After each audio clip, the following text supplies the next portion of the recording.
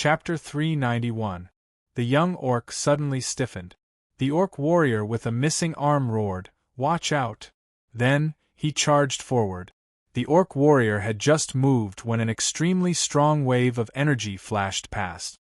The orc warrior exploded like a bomb. Countless pieces of blood and bone flew in all directions. There were hundreds of elite orc warriors around the hill. They pulled out their scimitars at the same time, but they were all turned into statues before they could even draw out their scimitars. The young orc's face and body were covered in blood.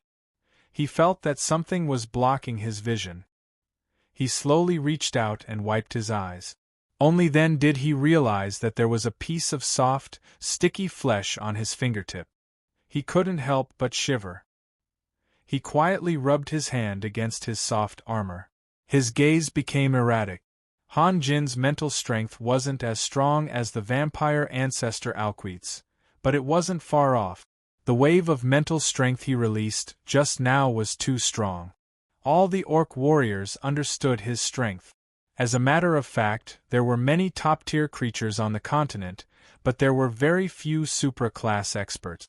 The so-called top-tier referred to those experts who were already standing at the peak of the world, and the super-class referred to those experts who had already surpassed the limits of ordinary understanding. They even had the power to challenge the laws of nature. It could also be said that there were many ways to deal with a top powerhouse, such as using numbers, sneak attacks, and so on. However, those methods were laughable when dealing with a true super powerhouse. Most of the time, only another super powerhouse or several super powerhouses could deal with the super powerhouse. Moreover, Han Jin was standing on the platform. The closest orc warrior was 20 meters away. No one thought that they could rush over in time to protect their masters before an ultra-grade creature could make a move. It was best not to act rashly at a time like this. The young orc also remained silent. Clearly, he also didn't think that his guards could save him. Han Jin slowly walked forward. The upper body of the orc warrior had already been smashed into pieces by Han Jin's divine sense, but the legs below were still intact and lying on the ground alone. Han Jin looked at it and suddenly turned his head to ask the young orc, "Does this guy have any children?" And no. The young orc didn't want to answer, but he didn't dare to not answer. "Unfortunately, your promise is destined not to be fulfilled." Han Jin smiled. He then looked up and quietly sized up the orc warriors around him. "I've never heard of an elf like you." A voice came from the wide chair. "I've never seen a fatty like you either." Han Jin smiled again.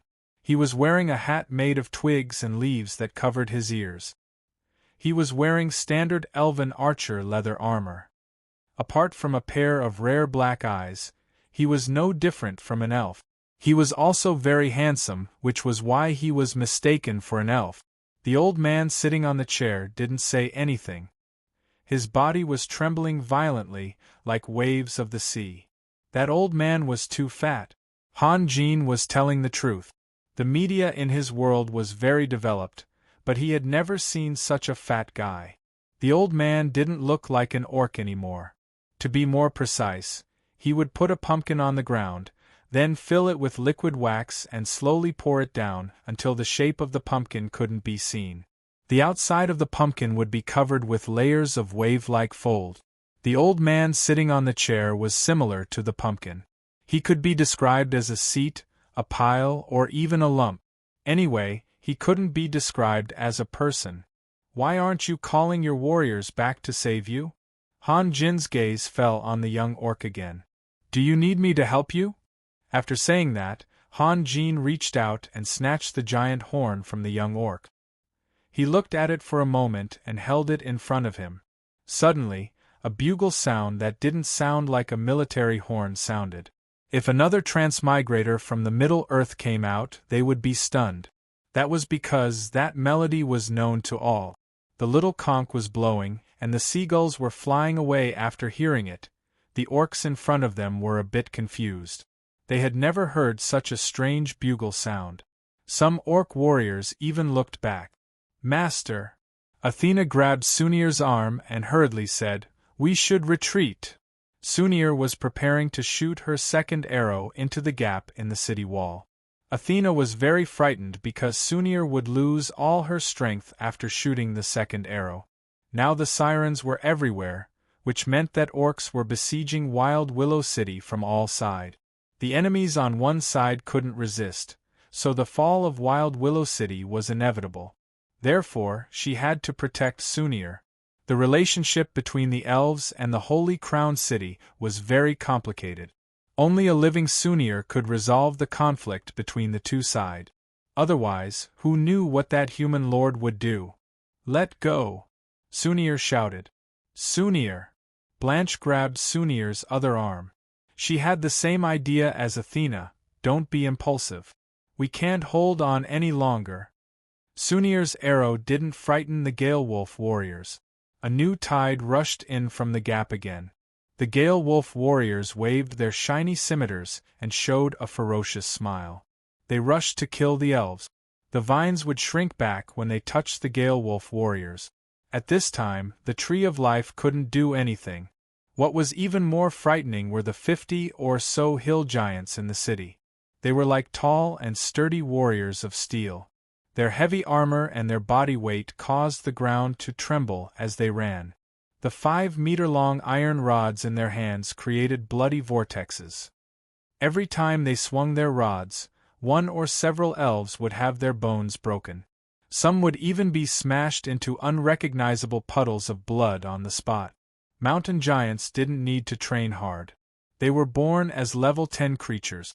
There were only a few elves in Wild Willow City who had the strength of a ranger. Moreover, the mountain giants were wearing thick armor. They ignored the elves' attacks and only reaped the lives of the elves. Sunir also knew that they couldn't hold on to Wild Willow City anymore. However, she wasn't willing to give up just like that. Suddenly, an extremely arrogant laughter came from the front. "Ha ha ha ha! Children, welcome back to the embrace of your father." At the same time, a mountain giant seemed to have seen something. He suddenly turned his head back and stretched out his huge palm to grab something in front of his eyes. The next moment, 2 clouds of blood mist burst out from his palm and eye socket. Then, his body staggered 2 steps and fell down. Sunir was too familiar with that laughter. She didn't know where she got the strength from, but she struggled to break free from Athena and Blanche. She screamed, "Raphael? Raphael?" Of course, the one who laughed wasn't Han Jean, but Harley. Black smoke filled the air and spread. Finally, it condensed into a 50-meter-tall giant. He stepped forward with 1 foot and firmly blocked the gap in the city wall. In fact, Harley didn't have the ability to completely materialize. If the orcs pretended that they didn't see anything and kept rushing in, they could penetrate Harley's body. However, the problem was, who could ignore a 50-meter-tall giant? What made people feel even more helpless was that Harley actually turned into the appearance of the beast god Meng Tai. This caused an extremely strong impact on the orcs. The warriors in the back were dumbfounded. The warriors in the front hurriedly stopped and tried their best to retreat, trying to avoid the giant leg that was so high that they couldn't see the end of it. Harley's toe was thicker than theirs. If they were stepped on, wouldn't they be flattened? "Little guys, don't be afraid, ha ha ha." Harley laughed even more proudly. Han Jean came to save Sunir, but he didn't want to disturb Sunir. He only wanted to come quietly and leave quietly. Therefore, he told Harley to not make a move if he could. If he had to make a move, he just had to do it quietly and not talk nonsense. Unfortunately, it would be strange if Harley could control himself. Perhaps Han Jean was really careless. Perhaps, subconsciously, he didn't want to leave quietly. Therefore, even though he knew that Harley couldn't control his heroic emotions, he still let Harley take on the heavy responsibility. "You have failed." Han Jean also saw Harley's image. His expression changed slightly, then returned to normal. He let go of his hand and the giant horn fell to the ground. Han Jean then stretched out 1 foot and stepped on the horn. "Do nothing? Just wait for death? This doesn't suit your style." The young orc's expression became very interesting when he saw his horn being crushed bit by bit. His muscles twitched uncontrollably, and there was viciousness, anger, and hatred in his eyes. But in the end, all the words he wanted to say turned into an ordinary question. "Who are you?" "He is Raphael."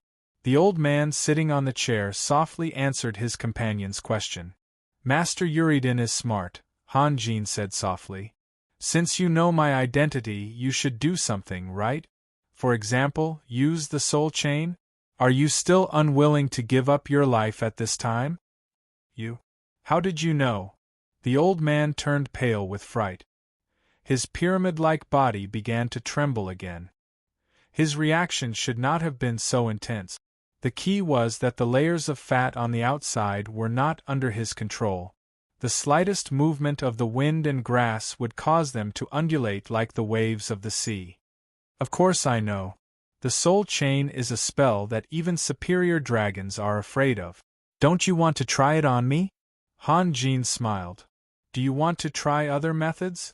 Forget it. Apart from the soul chain, all the other spells you know are useless against me." The old man looked at Han Jin as if he were looking at a demon. He didn't know how to answer. Seeing Han Jin suddenly appear, he was very relieved. He believed that Han Jin wouldn't dare to hurt him. The soul chain was an extremely evil spell. It could connect two unfamiliar souls together. If he died, Han Jin's soul would quickly wither. However, at this moment, he realized that Han Jin didn't seem to care at all. "And you guys, you can pull out your swords now." Han Jin's gaze fell on the orc warriors around him. "Don't worry, before I kill all of you, I won't hurt the two of you." The orc warriors looked at each other and finally looked at the old man. The more Han Jin said this, the more worried they were. Perhaps Han Jin was giving them a warning. Boring. Really boring. Han Jin reached out and grabbed the hilt of the young orc's sword. He gently pulled it out and put it on the young orc's neck. "I'll say it again. Pull out your sword." When he heard the orcs thinking about how to distribute Sunir in the future, Han Jin's heart was filled with the desire to kill.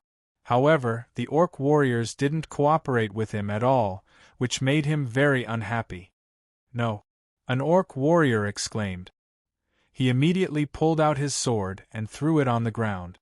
The other orc warriors followed suit. In the blink of an eye, scimitars were thrown all over the ground. Some orc warriors even began to take off their armor to show their sincerity. The young orc was Forza's favorite son. If he was hurt, they would not be able to absolve themselves from the blame. Therefore, they would rather choose to disarm themselves or even surrender. "You misunderstood me." Han Jin sighed sincerely. Then, he gently waved his right hand. Blood bloomed, and a blood-stained head flew more than a meter high and rolled on the ground. The headless body also fell down softly. "I'm asking you to pull out your swords and start fighting." The orc warriors were stunned. The orcs who were taking off their armor also stopped and stared at Han Jin blankly. After a long time, an orc warrior roared, bent down, picked up his sword, and rushed toward Han Jin with bloodshot eyes. "That's more like it." Han Jin took a deep breath and then smiled comfortably. The orc warrior's speed was extremely fast. Even in isolated Cliff City, he was qualified to be one of the top mercenaries. However, Han Jin was a monster that couldn't be judged by common sense. He had the same talent as the demons from the abyss, and his spiritual power was incomparable to Alquite's. His Tao arts were not inferior to any traditional magicians. Han Jin was an omnipotent monster that could soar into the sky and dive into the ground, capable of both long-range and short-range attacks. Han Jin's body flashed, and he appeared on the side of the orc warrior. He swung his fist and hit the orc warrior's cheek at the same time. With a muffled sound, the orc warrior's head and helmet became twisted. His body flew more than 10 meters away, and two other orc warriors were knocked to the ground. More orc warriors picked up their scimitars and fearlessly rushed toward Han Jin. Forza's favorite son was killed by the enemy in an unreasonable way. Anyway, they couldn't live anymore. Bang, bang, bang. A series of muffled sounds that seemed to come from hell came one after another. Han Jin's body flashed everywhere, as if he had become thousands of incarnations. There were hundreds of shamans around him, and a large group of thunderbirds began to dive at a low altitude under their control, trying to release a group attack. However, Han Jin never stayed in one place for more than half a second. At this moment, he was even more terrifying than the abyss demons. The thunderbirds couldn't lock onto Han Jin at all. Bang, bang, bang. Han Jin wasn't killing the enemy. He was smashing them with his tyrannical strength and his condensed mind power. Every orc warrior that was hit by him had their bodies twisted out of shape. From a rational point of view, Han Jin should release his Taoist magic to quickly deal with all the enemies, and then support Wild Willow City. However, it was too tiring to stay rational all the time. People always needed to vent, and now, Han Jin chose to vent. The orc warriors waved their scimitars blankly, sometimes rushing to the east, sometimes rushing to the west. They didn't know where the enemy would appear in the next moment. They couldn't do anything except run blankly and be killed helplessly. It was as if they were ants in front of a god. "You guys go," Yuridin suddenly howled. "Tell the king what happened here. Quick." He accepted his fate.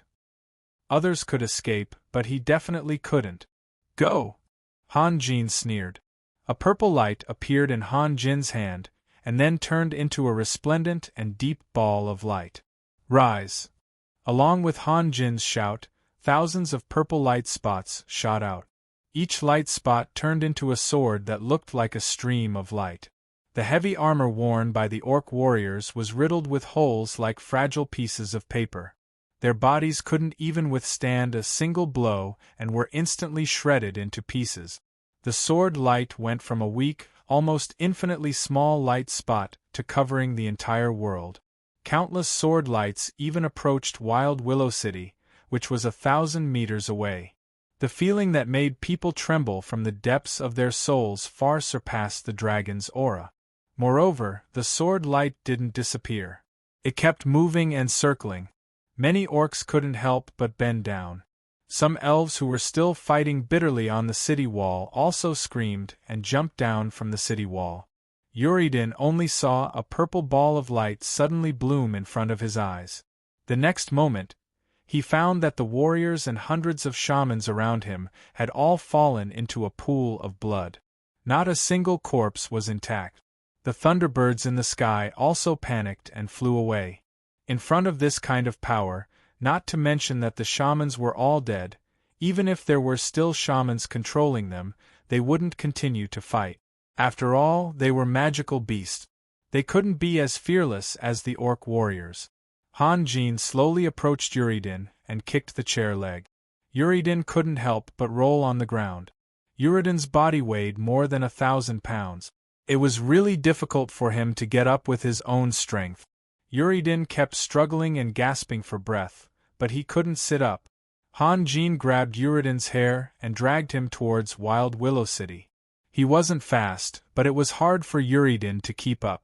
He was screaming in pain and was so tired that he was rolling and crawling. It was indeed a bit too much to deal with an old man like this. However, Han Jin didn't treat these orcs who trampled and destroyed all kinds of civilizations as humans. All the orc warriors understood what was happening behind them. They stopped attacking the city and raised their heads to look behind. Soon, they saw a man dragging their respected great shaman out of the bright nebula. Their great shaman was crawling on the ground like a dog. For the orcs, this was an unbearable insult. Forza was their king, and the great shaman Yuridin was their spiritual leader. Chapter 392. All of the elves noticed the anomaly.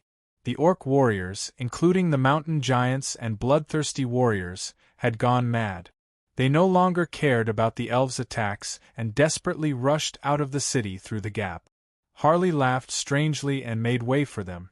The orcs were pushing and squeezing each other, trying to rush out of the city. "What kind of magic is that?" Athena's expression was a little sluggish. She looked up at the countless spiraling swords in the sky. Sunir didn't have time to answer. She used her fastest speed to return to the city wall. When she saw that familiar figure, Sunir felt a little dizzy. She couldn't help but grab onto the vines in front of her to stabilize herself. She didn't know how long it had been. When she was lonely, when she was desperate, when she was struggling, every time she fell asleep, every time she woke up, and even in her dreams, she couldn't help but think of him. Sunir didn't know, at least not when she was with Han Jin, that missing someone was so painful. Sunir also felt something spurt out from her chest. It turned into a warm liquid and poured out from her eyes. It wasn't tears, it was sadness, but also satisfaction. She had to put her hand on her chest to let her breathe more smoothly. She didn't expect that happiness could become so heavy that it even made her suffocate. Athena and Blanche also rushed to the city wall. Blanche and Han Jin were old acquaintances, but Athena only had a general impression of Han Jin from various rumors. She stared at the figure in the distance and murmured, "That man, Han Jin, had always been very gentle in the midst of the orc's crazy attacks. But at this time, there was little difference between being gentle and being cold." He ignored the orc's grief and anger. A few dozen hill giants were charging at the front. They charged with all their might, and their speed was even faster than the gale wolves. They raised their thick iron rods and roared. If they were not worried about accidentally injuring Uridin, who was crawling on the ground, they would have thrown their iron rods at him. The Wind Wolf warriors in the back were also desperately waving their scimitars. Like an unstoppable tide, every warrior locked their eyes on Han Jin. If looks could kill, then Han Jin would have been pierced full of holes by now. The distance between the two sides was getting closer and closer. Han Jin let go of Uridin's hair and quietly scanned the front. In the beginning, when he was baptized by thousands of gazes, he was more or less not used to it. But as time passed, he gradually got used to it. He also knew that sitting in this position, he had to remain calm under the gazes of others, whether it was hatred or respect in their eyes. Just as the mountain giants rushed over 100 meters, Han Jin pulled back his hands and slowly put them together in front of his chest. The purple nebula that filled the sky followed Han Jin's movements and flowed towards Han Jin like flowing water. Then, Han Jin's right hand formed a spell and slowly pushed forward. A bright light bloomed once again. In this faint night, the deep purple light was particularly mysterious. Every light spot turned into a sword of light and instantly split into thousands of sword shadows. When the mountain giants saw the sword shadows shooting towards them, they subconsciously wanted to dodge, but they soon realized that dodging was meaningless. If it was just a few sword shadows, then it would be easy to dodge. However, the layers of sword shadows formed a monstrous wave. No matter where they hid, they would have to bear the attack of thousands of sword lights. The mountain giants at the front roared and swung their iron rods as they jumped into the sword wave. A scene that made all the elves dumbfounded and uneasy appeared. The sword shadows that didn't seem real were much sharper than they had imagined. In just an instant, they pierced through the entire charging formation of the beastmen and flew towards Wild Willow City. Along the way, they pierced through countless beastmen's bodies. Then, there was a second, a third, and wave after wave. It was like an endless ocean. Under the tens of thousands of sword lights, all the beastmen's bodies were shattered into pieces. However, this was not the end. The elves could only watch as an beastman's head flew up and was split in half by the sword lights. Then, the endless sword lights continued to shoot forward. That broken head was split into 4 halves, 8 halves, and finally shattered into pieces. The thick armor was turned into pieces of rags and then continued to disintegrate under the sword lights. The wind wolf's fur fluttered in the air, and the beastman's broken limbs and flesh flew up and down. Within a radius of 1,000 meters, nothing could escape the sword lights. Even the blood that splashed out couldn't fall to the ground. As soon as it bloomed, it was cut into countless drops of blood by the omnipresent sword lights. Some were even twisted into a bloody mist. Finally, the sword lights disappeared. In the eyes of the elves, the thousands of beastmen and the wind wolf's flesh and blood seemed to have turned into a huge pie floating in the air.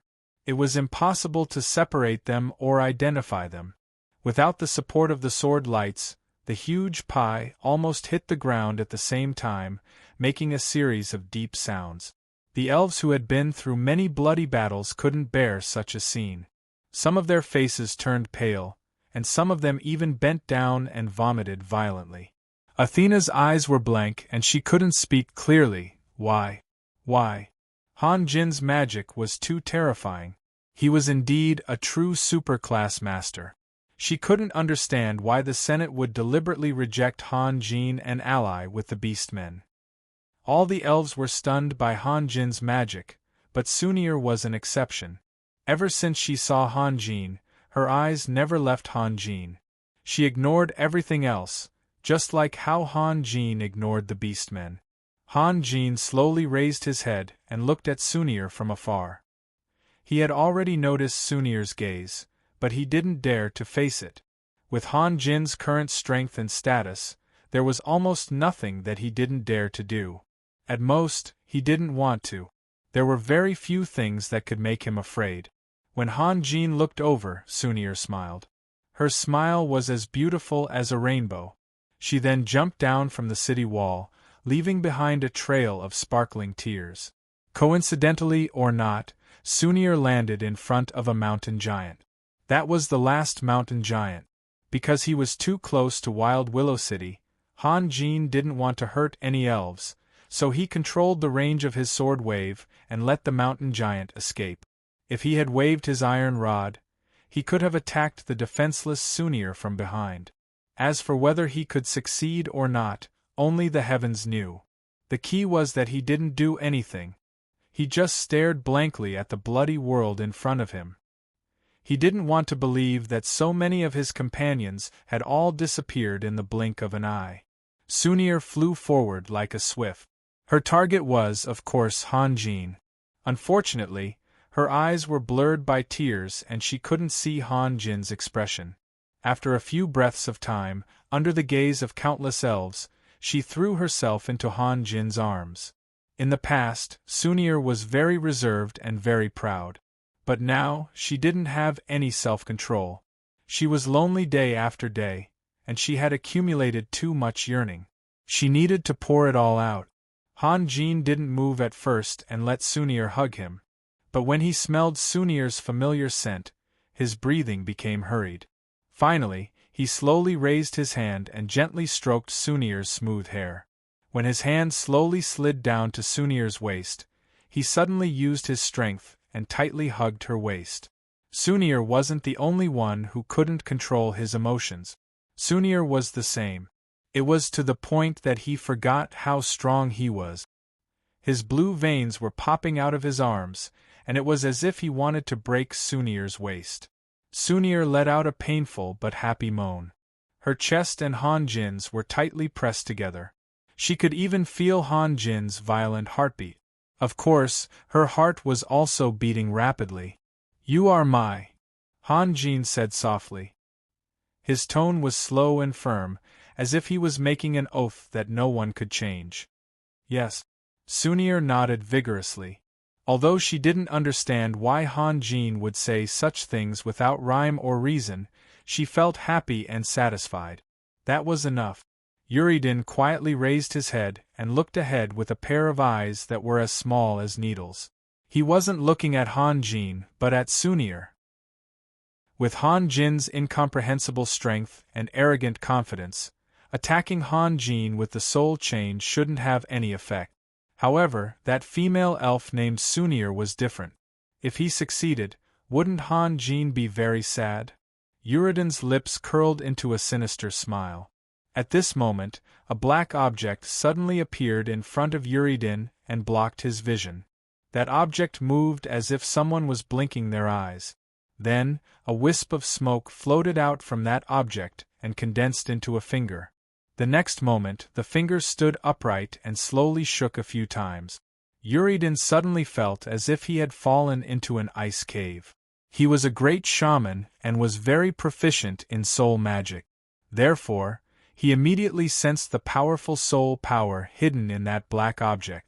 Could it be that Raphael also knew soul magic? Uridin nodded timidly, indicating that he understood. Since Han Jin didn't kill him on the spot, it meant that he was still useful. Uridin shouldn't act rashly and think of a way to survive. That black object slowly spun and became smaller and smaller. Then, with a whoosh, it shot into Uridin's eye socket. Uridin was caught off guard. He roared and covered his eyes with his fat hands. Then, his head quickly inflated like a balloon. Uridin misunderstood Harley's meaning. Harley was saying that Uridin was no match for him. Harley had always been a man without compassion. He only wanted to be the hero in the limelight and kill Elder Maxwell of Dragon City. He had told this story countless times to the point that it was annoying. He desperately needed a new battle record. Although the great shaman of the orc race was not as powerful as the Elder of Dragon City, he was still a decent opponent. It would be strange if Harley let Uridin go. Moreover, Harley knew Han Jin's thoughts the best. The orcs were a race that was destined to be completely destroyed. There was no need for him to show mercy. Uridin's roar woke Sunir up. She twisted, but Han Jin was still holding her tightly. Sunir accepted it. She whispered in Han Jin's ear, "Raphael, I miss you too." Han Jin let out a soft sigh. The elves in the distance were still watching. Even Blanche, who was familiar with Han Jin, did not want to disturb the couple who had been separated for a long time. Of course, time was not the key. Too many things had happened after Han Jin and Sunir separated. Could they really return to the past? Blanche hoped so, but she did not dare to believe it. After hesitating for a moment, she turned and walked down the city. "Blanche, where are you going?" Athena hurriedly asked. "Don't disturb them. I'm going to find Louise and Panvin. They are old friends with Raphael. I hope they can help us otherwise." Blanche smiled bitterly. With a bang, Uridin's head exploded. Blood and flesh splattered everywhere. This time, Han Jin was also shocked awake. Hugging Sunir here for an entire day would not make up for anything. The problem had to be solved eventually. Han Jin slowly let go of Sunir. With a wave of his hand, a bright purple cluster of stars shrunk under his and Sunir's feet. They flew up like a cloud away from the dirty battlefield. They flew all the way to the sky above Wild Willow City before slowly descending. Although Sunir had separated from Han Jin, she was still holding onto Han Jin's hand. It was as if Han Jin would disappear if she let go. Her face was slightly red. After all, she had been intimate with Han Jin in front of so many people. However, she was more happy. The beautiful smile on her face showed that it came from the bottom of her heart. "Raphael, come, let me introduce you." Sunir stretched out her other hand and waved at Athena. "This is Athena, the commander of Wild Willow City." "Hello, Lord Raphael." Athena respectfully bowed to Han Jin and then said in a self-deprecating tone, "What kind of commander am I?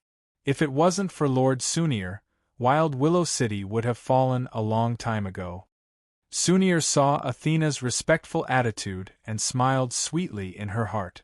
Great Elder Amtel wanted her to marry Prudence. This was a huge pressure for her. Although she had unlocked the Mark of God, she still felt like she was alone. Seeing that Han Jin had won the general respect of the elves, Sunir was very happy. She was more and more confident that she could convince Amtel. Of course, she didn't want Han Jin to know because she didn't want Han Jin to have a bad impression of her people. Also, she was too competitive. If it wasn't for that, she was willing to quietly bear the pressure herself. Han Jin nodded to Athena as a greeting. "Raphael, I found that you don't seem to like talking." After being excited, Sunir finally felt the abnormal change in Han Jin. She just nodded. This kind of attitude seemed a bit arrogant. In the past, Han Jin always gave people a warm and sunny feeling. Although he was just as warm now, He was emitting a feeling that kept people thousands of miles away. No. Han Jin smiled and then added, Athena, nice to meet you. For me, this is a kind of honor. Athena bowed to Han Jin again. At this time, a shout came from below the city wall, Raphael! Raphael! Along with the shout, Louise and Panvin strode up the stairs. Han Jin paused and said slowly, Long time no see. How have you been? In the blink of an eye, more than a year had passed. Louise and Panvin had changed a lot. Louise had become more mature. Her face was less lively and had more vicissitudes of life. When a country was destroyed, even the stupidest person would have their own understanding after experiencing this. Panvin's hair had turned white, but his body still looked very strong, at least better than most magicians. We're okay. Louise smiled and said, but we can't compare to you. You're so cool.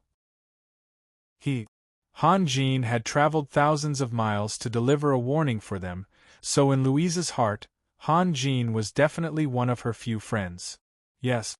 Panvin also smiled and said, in a desperate situation where you were sealed, you still managed to kill Dragon City Elder Maxwell. This is simply a legend that can be recorded in history. Han Jin sighed in his heart. This topic was brought up at the wrong time. He gave Panvin a look, but in his heart, he knew that it was a bit too late. What's going on? Sunir frowned and said, Dragon City Elder Maxwell? Your sister Sunir, right? I've heard of your name a long time ago and have always wanted to meet you. Louise giggled and said, You're even more beautiful than I imagined. Who can tell me what's going on? Sunir's voice became serious. She wouldn't let anyone change the topic so easily. Louise wasn't angry at being mercilessly humiliated. She looked at Han Jin with an apologetic gaze. At this time, she also knew that she had said something wrong. The elves were speechless. No one wanted to say anything, and no one dared to say anything. If they could, they would have told Sunir everything. Raphael, you tell me what's going on. Sunir's gaze fell on Han Jin. It's already over. Han Jin said softly. I want to hear it. Sunir decisively interrupted Han Jin's words. She could quietly bear the pressure that should have belonged to the two of them, but she would never allow anyone to force Han Jin to endure anything. At this moment, Sunir finally understood why Blanche, Athena, and the other elves' expressions were so strange. It was very likely that the elves had done something wrong to Han Jin. Ampugula wanted to kill me, so he invited Dragon City Elder Maxwell and Prudence. They worked together to ambush me. Han Jin understated it, but he hid one important thing. The trap was to use the fake Sunir as bait. And then? Sunir couldn't be as relaxed as Han Jin. Her voice and body were trembling slightly. Dragon City Elder Maxwell was still in existence that she had to look up to. Chapter 393. Maxwell is dead, Prudence escaped, but I'm still alive. Han Jin said lightly. Sunir looked at Han Jin quietly. Although Han Jin said it casually, she knew that Han Jin must have experienced a thrilling battle to survive the joint attack of Maxwell and Prudence. Why did they, actually, not long after you returned to Wild Willow City, the elves launched an attack on the Bite Man. Sunir felt as if she had been struck by lightning. Her body was tottering, so Athena had to step forward to support Sunir. But Sunir didn't need it. She slowly stretched out her hand, grabbed Athena's wrist, and forced Athena's hand to one side. She used so much strength that she even left a blue mark on Athena's wrist. Athena hesitated for a moment, then lowered her head and didn't make any more movements. Where were you at that time? Guevara and I went to the underground city with the army, ready to settle the score with Zagund. Han Jin said softly. The elven allied forces seized a good opportunity and easily occupied the Bite Man and Black Raven City. Sunir shook her head slowly, as if she didn't believe it. She glanced at the elves, but wherever Sunir looked, the elves lowered their heads and didn't dare to look at Sunir. Only Sunir was kept in the dark. The other elves had already known about it. When they took action, they didn't think much of it. After all, they were fighting for the glory of the Elven Empire. But now, when they heard the story of the victim, they all felt ashamed. And then? Sunir's tone sounded very strained. The Elven allied forces began to attack the Holy Crown City, but they suffered a small loss. Winter came, and the Elven allied forces temporarily stopped fighting. I took advantage of the chaos to kill Dismark, occupied the Holy Crown City, and smoothly took over the Holy Crown City's army. Han Jin said slowly, and Pugila was very ambitious. Not only did he want to occupy my Holy Crown City, but he also wanted to occupy Depew City and Cold Shadow City. But the Elven allied forces couldn't fight in winter, and he didn't want me to gain a firm foothold. So, he allied with the orcs and planned to use the orc warriors as his vanguard to continue attacking the Holy Crown City. And then, just like that, the orcs suddenly launched an attack on the elves. Sunir quietly looked at Han Jin. She finally understood why she couldn't get rid of the strange feeling in her heart. It was a strange feeling. At this moment, Han Jin seemed to be a stranger to her. She could understand that after the sudden attack of the elves, followed by the joint attack of Maxwell and Prudence, Han Jin's impression of the elves must have changed drastically. But at the same time, Sunir felt aggrieved, a tragic aggrieved feeling. She didn't know anything and didn't do anything. Would Han Jin be estranged from her because of this? Raphael, I didn't betray you, Sunir said in a trembling voice. She had mustered up all her courage to say this.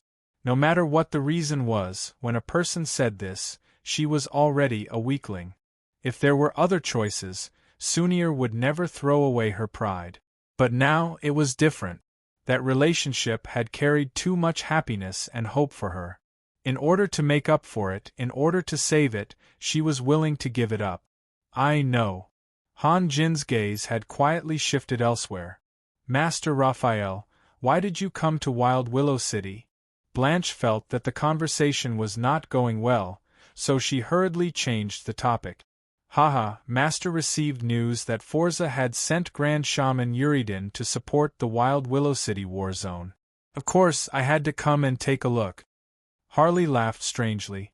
Master, the other places haven't finished yet. Shall I go and take a look? Uridin's elites had been completely wiped out, but the orcs on the other three sides didn't know the situation in the East City. They were still fiercely attacking Wild Willow City. Only then did Athena and Blanche realize that the battle wasn't over yet. They seemed a little irresponsible. Although those orc warriors didn't have the protection of the soul fire and couldn't break through the protection of the ancient tree of life, they still had to go and take a look. Athena and Blanche looked at each other. Athena whispered something in Sunir's ear, and then they split into two groups to support the other sides. Sunir's gaze was always on Han Jin. She didn't care about Athena at all. She just wanted to continue looking at Han Jin and see through Han Jin's heart. Although Harley had already told her the purpose of Han Jin's trip, which made her feel a little better, she couldn't get rid of a bad feeling. Sunir, let's go somewhere else, Han Jin said slowly. Okay. Sunir responded softly. Louise and Panven felt a little awkward because they had said the wrong thing. Of course, they wouldn't disturb Han Jin and Sunir, although they also wanted to talk to Han Jin. The two of them stopped in place and watched Han Jin and Sunir walk away with their gazes. The longer they walked, the more Sunir could feel the unfamiliarity of Han Jin. In her imagination, the two of them should be very excited after meeting, talking to each other, greeting each other, and even being intimate. However, Han Jin became very quiet, which made her feel at a loss. Sunir wanted to pull Han Jin's hand more than once, but when she peeked at Han Jin's calm and tranquil expression, she couldn't reach out her hand no matter how hard she tried. An invisible pressure enveloped her heart. In fact, Han Jin was still thinking. Say it? Or don't say it. If he said it, he would be a little worried. Even he almost couldn't control himself. Was Sunir really as strong as he thought? Even if he didn't say it, things had to be solved eventually. Dragging it out was definitely not a solution. After hesitating for a long time, Han Jin finally decided that it was more appropriate for Gao Bin and Sunir to talk about this matter. Before dealing with Forza, he wouldn't have the chance to contact the elves again. During this time, Sunir's emotions had also been stabilized. She should be able to calm down and think about their future carefully. At least, it wouldn't be irreparable. Thinking of Gao Bin, Han Jin also thought of another thing. He suddenly stopped and took Sunir's hand. At this time, he found that Sunir's hand had become cold and wet, as if she was sweating. Sunir also stopped and looked at Han Jin seriously. "Sunir, you made a big mistake." Han Jin showed a wry smile. "Me? What mistake?" Sunir's heart couldn't help but beat wildly. "You should tell me about Hazel's matter." Han Jin whispered, "Maybe I have a chance to save her." "What happened to Hazel?" Sunir was surprised. "She died. Han Jin paused for a moment and told her the scene at that time. If he had known about the relationship between Hazel and them, he would have found a way. Although it was unrealistic to save Hazel in the camp of the Abyss race, and his strength was far less than it was now, he could have secretly cast a spell on Hazel so that she could hold on longer. Then, he would have looked for other opportunities. Unfortunately, he only had a slightly good impression of Hazel at that time. He felt that Hazel's loyalty was commendable because she was willing to fight to the death for Zagund. Moreover, when he stood under Hazel's body, he saw a kind of begging in her eyes. She wasn't begging for life, but begging for death. Therefore, he set the fire and fulfilled Hazel's wish. Just as Han Jin was worried, no matter who it was, and no matter how strong he or she was, there was always a bottom line. Sunir knew that the elves had suddenly launched a large-scale attack on Han Jin. She knew that Prudence and Maxwell had set a fatal trap for Han Jin. This had already put a lot of pressure on her. Now that she heard the news of Hazel's death, and in such a miserable way, she couldn't take it anymore. Her clear eyes became dull as she stared at Han Jin without moving. "I know your concerns." Hazel abandoned herself and became a dark elf. Moreover, the person she was loyal to, Zagund, is my mortal enemy. So, you don't want me to misunderstand, and you don't want to trouble me. You think it's not too late to tell me at the last moment, right? This is war. No matter how wise you are, you can only vaguely grasp the direction of the war. It's impossible for you to predict every detail of it. Hazel may be a genius, but because of the setback in her relationship, she hasn't made any progress in the past few decades. Any accident can take away her life. Will you be able to stop it in time? Han Jin slowly said, "Don't be like this, understand? You don't want to trouble me, but sometimes you make me even more troubled. No matter what happens in the future, you must tell me." Sunir's heart was filled with both sadness and joy. She was happy because Han Jin didn't seem to care about the conflict with the elves. Since there was a future, of course it belonged to them. However, Hazel's life was already gone, and this made her feel sad. Sunir looked up. Han Jin's face quickly became blurry. Tears seeped out of her eyes and dripped down her cheeks. She murmured, "It's my fault. It's my fault, it's her own fault." Han Jin softly said, "When she decided to fight to the death for Zagund, she had already decided her own fate. To be honest, maybe I had a chance to save her, but I couldn't protect her from harm. I guess, even if I saved her, she wouldn't be able to live." At that time, he really couldn't protect Hazel. Saving and protecting were two completely different things. Han Jin was able to pose a huge threat to Zagund and Alquite because he was free and unrestrained. He could fight and leave whenever he wanted. If he deliberately protected Hazel, with Alquite's cunning, she would definitely see through it. If that happened, not only would he not be able to save Hazel, but he would also be in danger. "You don't understand." Sunir leaned weakly in Han Jin's arms. Her tears flowed even more. "How can I meet Lydia? How can I meet Your brother Gao Bin? Even though she was in grief, Sunir was still shocked. She couldn't help but wipe away her tears, trying to see Han Jin's expression clearly. Didn't anyone tell you that your brother, Gao Bin, has returned? Han Jin smiled. And he has already kicked Prudence out of power and become the actual commander of the Elven army. Brother, he. Sunir's brain was close to shutting down. After staying in the illusion for a few months, she didn't expect the world to change so much.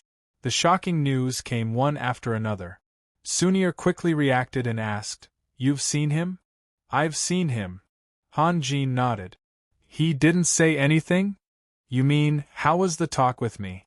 Sunir nodded. She couldn't help but put more strength into her hands. Han Jin immediately felt her nervousness. For the current Sunir, her people had set up too many obstacles for her.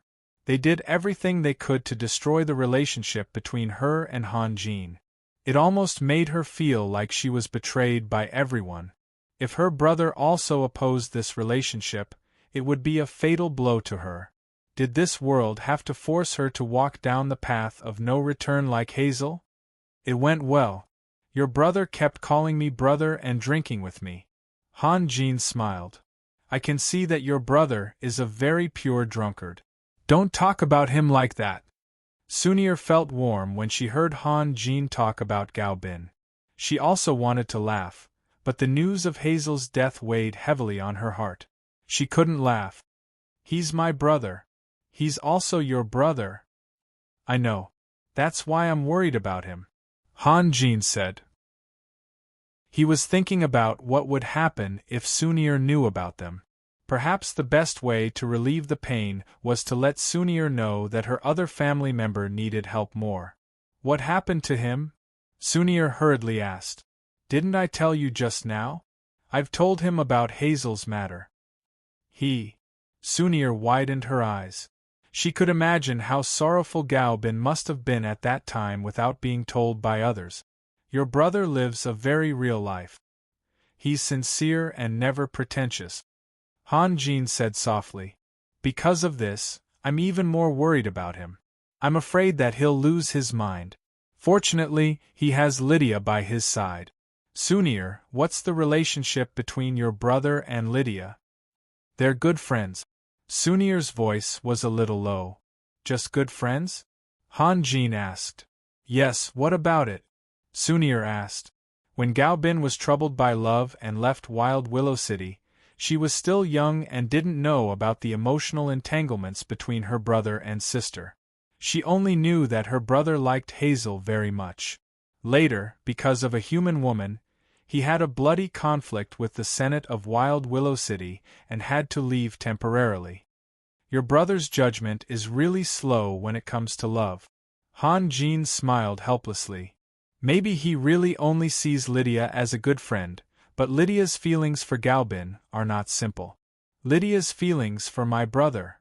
Sunir was surprised. Yes. Han Jin nodded. Lydia's consideration and obedience to Gao Bin, even an outsider like me feels a little jealous. She only sees Gao Bin as a good friend? Haha. I don't believe it. Lydia has always been my brother's assistant, so this is normal, right? You'll understand when you see it for yourself. Han Jin smiled and said, as long as you're not blind, I believe you can see Lydia's feelings for him. Sunir seriously thought about the possibility of bringing Lydia and Gao Bin together. Your brother's emotions are very unstable right now.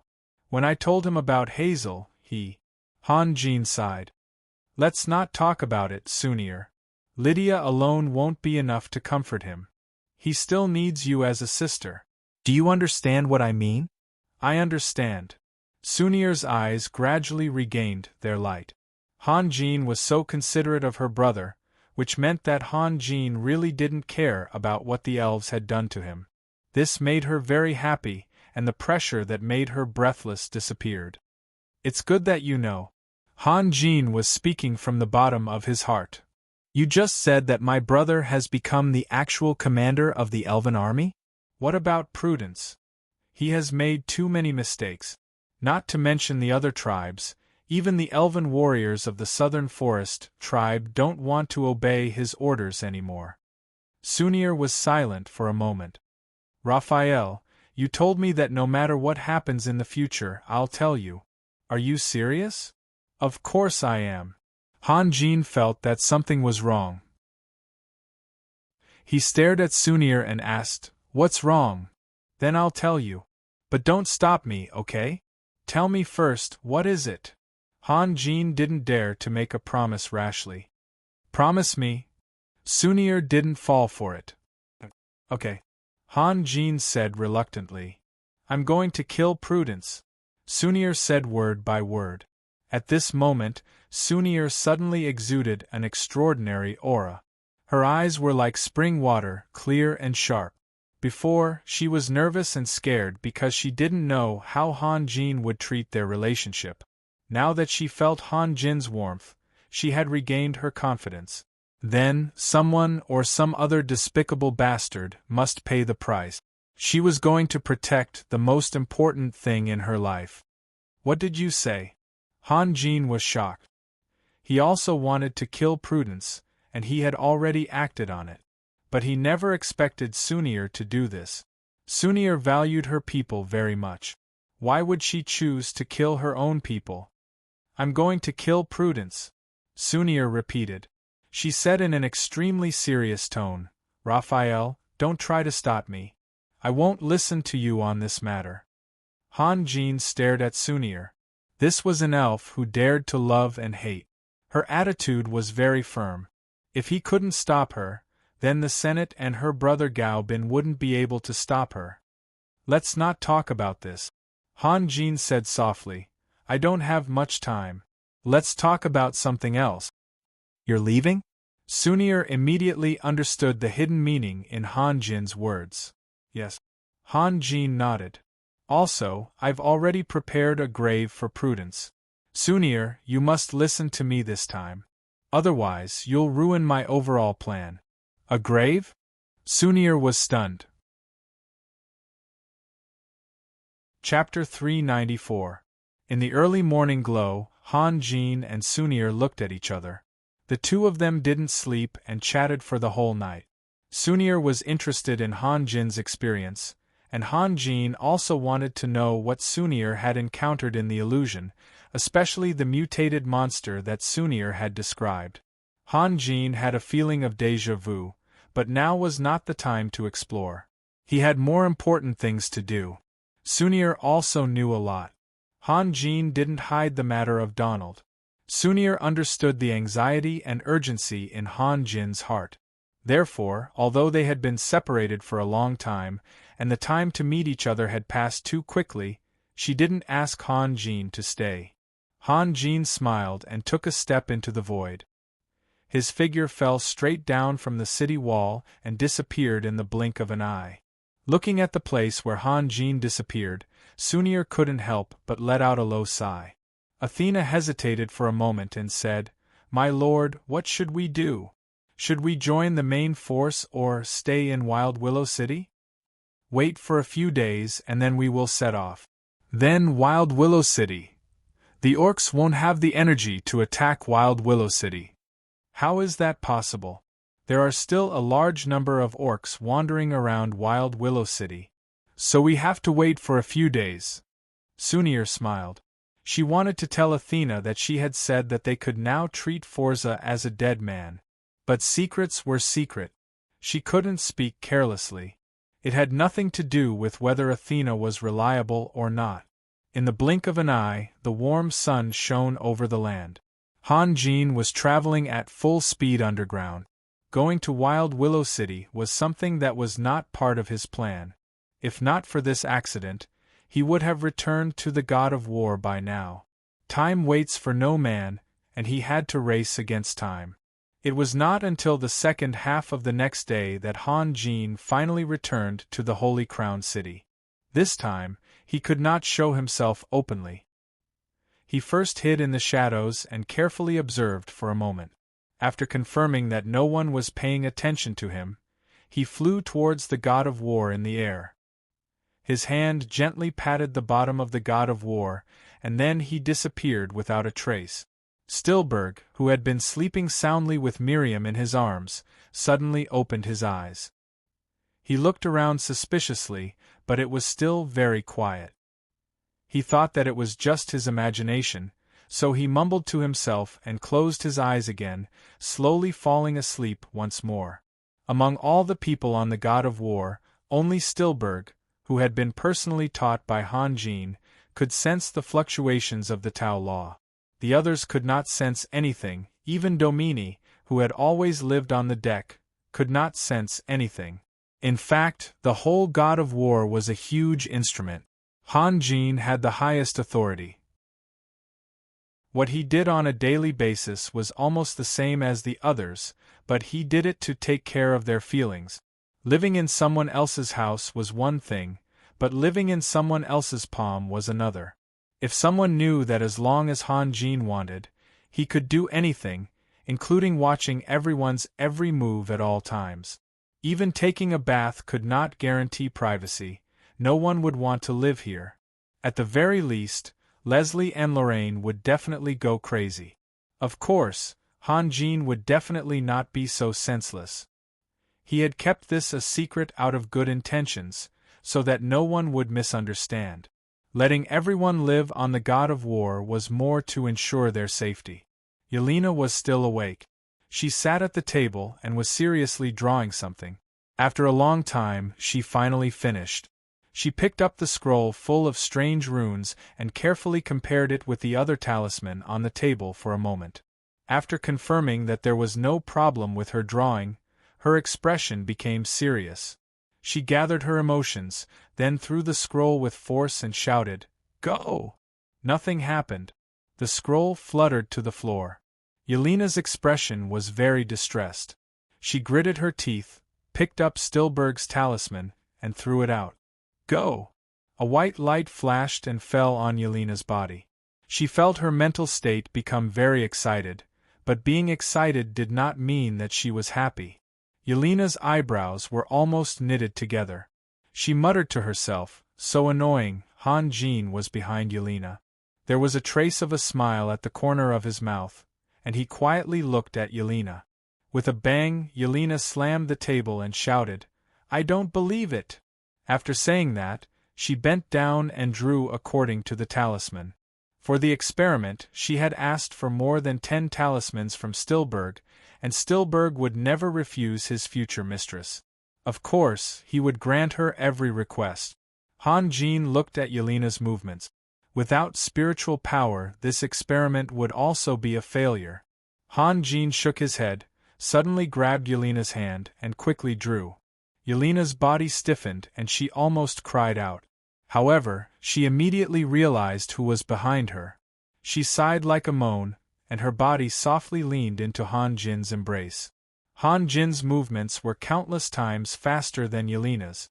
It could be said that he was almost done with a wave of his hand. "Okay, you can try again." Han Jin smiled. "I won't try. Of course, a magic scroll made by you won't fail." Yelena jumped up, put her hands around Han Jin's neck, and looked at Han Jin with a sweet smile. "Wild child, are you finally willing to go home?"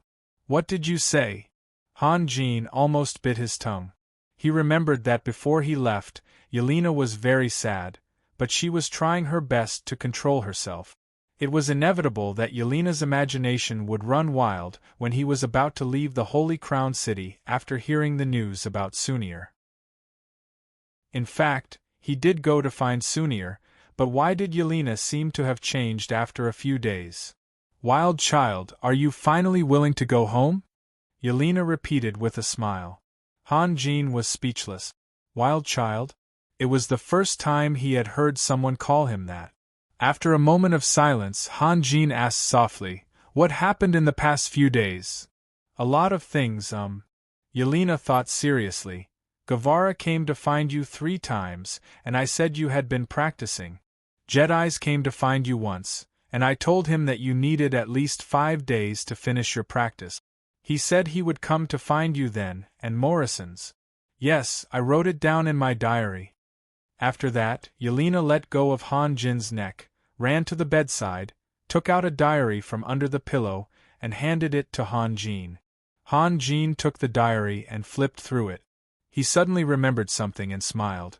Yelena, I know what kind of man you used to like, so I always feel a little unconfident when facing you. Me? What kind of man did I like before? Yelena looked at Han Jin in confusion. She and Han Jin had already come to this point, so what was the point of talking about other men? Yes. Han Jin thought for a moment. It had to be a real man, with a chest and arms as strong as a lion's. He didn't have to be handsome, but he had to be rough. It would be perfect if he had a few scars on his face. Scars are a man's medal. He should be riding a superior dragon, so that he could soar in the blue sky with you. Yelena stuttered. Who told you this? Lorraine? Didn't I stay in your room in the capital of elements? When I was bored, you peeked at my diary? Yelena suddenly realized. She was embarrassed and anxious, stamping her feet and shouting, Bad guy. Just now I was a wild child, now I'm a bad guy, and soon I'll become a villain. Han Jin laughed. But seriously, Yelena, is there something wrong with your aesthetic standards? Could it be that Moxink is more lovable than me? Also, did you confuse your night guardian with your future husband? Look at your standards, you're clearly choosing a knight. Yelena was embarrassed and helpless. Fortunately, she was not as hot-tempered as Sylvia, otherwise she would have punched him. Look at me. Han Jin gently hugged Yelena's waist. Tell me, Yelena, did anything happen these days? I mean, anything to do with you? No, nothing.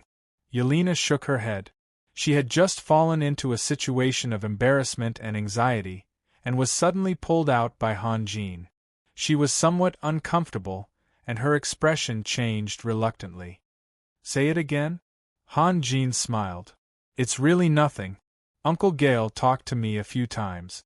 What did Majordomo Gale say? Just some things from the past. Yelena hesitated.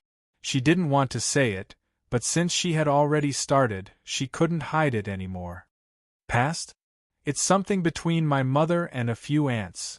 Yelena lowered her head. You didn't talk about me? Yes, you did. What did you talk about? Raphael, I don't want to talk about it. Please don't ask, okay?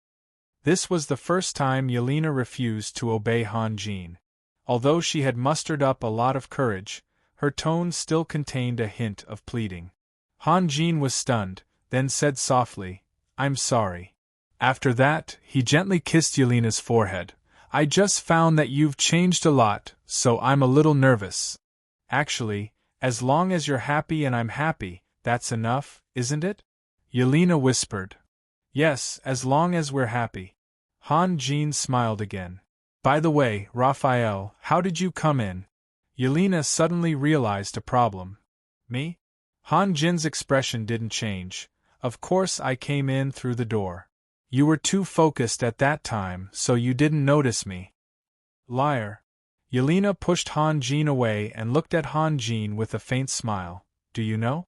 In order to prevent you from being exposed, I've set up a magic array. This was the tragedy of being blind to the law. Han Jin felt a little helpless.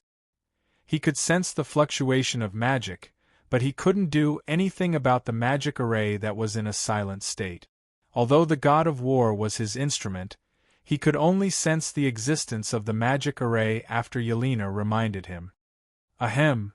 Han Jin's eyes were full of affection. Yelena, did you miss me these days? Tell me, how did you come in? Yelena was unmoved. I've been doing a lot of things these days, and I'm really tired, you know? Forza's great shaman Uridin was killed by me. Han Jin's face was full of tiredness. If persuasion didn't work, then reason. Master, I killed him with my own hands. Harley finally couldn't hold it in anymore. He had already thought about how to brag about his achievements, and now he felt very wronged when he saw Han Jin trying to steal his credit. Get lost. Han Jin was always concise to Harley. Harley immediately fell into silence, and the flashing luster on the black bead disappeared, turning into a thick silence. Everyone in the world had their own flaws, and the key was whether or not the right method was used. For Yelena, Han Jin's reasoning hit the nail on the head. Yelena had always regarded her mother as a role model, and Mrs. Tiffany was the standard good wife and mother. Han Jin had done so many things outside, and when he came home tired and wanted to rest, she couldn't stop him. That would be too unruly, and she couldn't be an unruly girl. Humph, you must be up to something, Yelena said unwillingly. I'll go find Lorraine. She's more accomplished in magic arrays than I am. I don't believe. Okay. Han Jin grabbed Yelena and gently pointed with his left hand. The floor under their feet suddenly turned into a faint starlight. What is this? Yelena asked curiously. Touch it yourself. Han Jin smiled. Yelena tentatively reached out her hand, and was surprised to find that half of her arm was immersed in the starlight, but she still couldn't touch the floor. Her big eyes were wide open. This is the door of time and space? No. Han Jin thought for a moment. At most, it's a back door I left for myself. You can open this door at any time. Something like that. This is my room. Why did you leave a back door here? Yelena seemed to have understood something. She looked at Han Jin with anger and amusement. So, you've had bad intentions for a long time, haven't you? Although Yelena's brain was far inferior to her father's, she knew that Han Jin had only accepted her after she had sacrificed so much and pursued him so painstakingly. It was impossible for him to have bad intentions. When Han Jin was building the god of war, he was deeply in love with Sunir. How could he have other thoughts? Moreover, she didn't doubt Han Jin's character. She had even thrown herself into his arms, and Han Jin was still able to remain calm. There weren't many women who were more beautiful than her. Yelena was confident in this. The reason why she didn't let go was because she wanted to explore Han Jin's secret. I don't think I'm that bad, right? Han Jin smiled bitterly. Then why did you put the back door in my room? Actually, I wanted to use this room as my laboratory. Han Jin shrugged. But you chose this room, so I had to give it to you. You have a magic laboratory? Yelena was stunned at first, but then she laughed like a little fox. Of course. This little fox in front of him wanted to compete with him in a battle of wits. He estimated that she would have to train for a few decades first. However, there were some things that he was prepared to tell her slowly, and it had nothing to do with her current scheming. Han Jin smiled. Do you want to take a look? Is that okay? Yelena became reserved. Not okay? Then forget it, Han Jin said. Yelena was stunned. She was extremely annoyed. It was all her fault. Why did she say so much? Yelena rolled her eyes and tried to change the topic. Suddenly, she saw Han Jin's mischievous eyes. She immediately realized that she had been teased by Han Jin. I want to go see your magic laboratory, Yelena shouted. At this point, she could no longer care about being reserved. She then said coquettishly, I want to go. Now? Han Jin smiled. Okay. Yelena nodded vigorously. Let's go. Han Jin took Yelena's hand. After a few steps, he suddenly stopped and turned to look at Yelena seriously. What are you looking at? Yelena blushed slightly, but she still looked at Han Jin bravely. I'm really curious about what Majordomo Gale said to you. Han Jin said slowly. He was speaking from the bottom of his heart. After chatting with Yelena for so long, he felt very relaxed. He no longer had the heavy sense of responsibility and guilt that he used to have.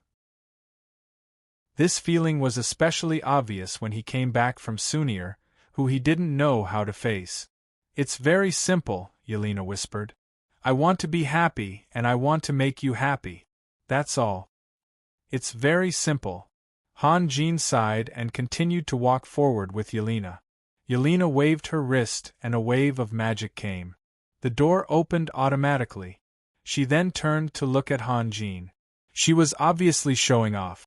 What do you think? I didn't lie to you, right? After a while, the two of them came to a quiet corridor. Because Han Jin had just said that the magic laboratory was the top secret of the God of War, she was very careful. She even subconsciously held her breath. After a dozen steps, Yelena suddenly felt a gust of wind behind her. When she turned around, she found that Han Jin had disappeared without a trace. Yelena felt very strange, but she didn't dare to disturb others. She covered her mouth with her hands and whispered, "Raphael? Raphael!" Just as she shouted twice, a hand suddenly stretched out from the wall, grabbed her, and dragged her over. Seeing that she was about to hit the wall, Yelena couldn't help but close her eyes and wait for the pain to come. Then she felt something fluttering across her body, and then she heard Han Jin's gentle voice. "Do you see? This is the first angel I've tamed. It's been a few months, haha. It's not easy. Yelena, you're also the first person to step into this magic laboratory and share all my happiness and pride." An angel? Yelena suddenly opened her eyes and saw an angel completely composed of pure light standing quietly in the room. Her hands were holding a lightsaber, and her soft light wings were gently fluttering. She was surrounded by endless starlight. Chapter 395. Han Jin, who had been in seclusion for several days, finally appeared in front of everyone. The anxious Guevara immediately went to find Han Jin. In fact, when Constance brought back the news, Guevara had already made up his mind to join the war. Otherwise, the elves would not be able to hold on for long. However, Constance had offended Han Jin with her words, which made him furious. At that time, Guevara had no way to make his own suggestion. Then, Han Jin went into seclusion to cultivate again. Counting the days, it had dragged on for almost 7 days. The situation of the war was ever-changing. Sometimes, even an hour of delay would have a great impact, let alone 7 days.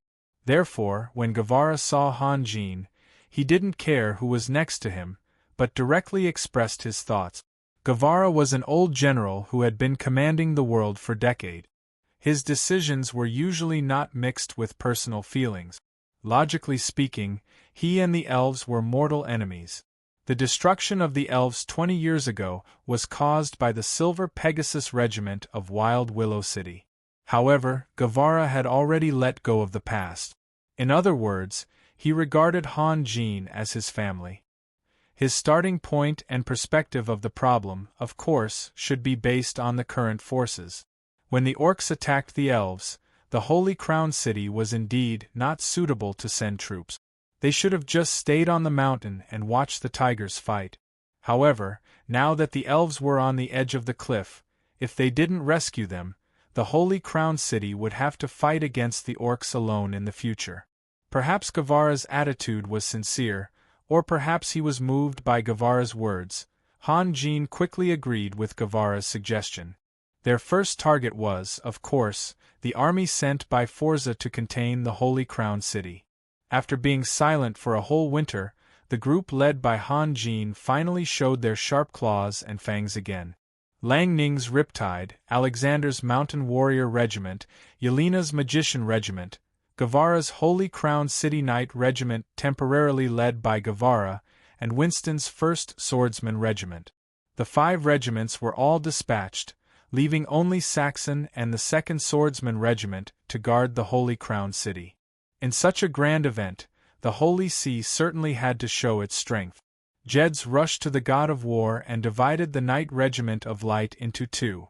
Amy J led most of the Light Knights to join the battle. Odd was still recovering from his injury, so naturally, Adonis led the rest of the Light Knights to guard the Holy See.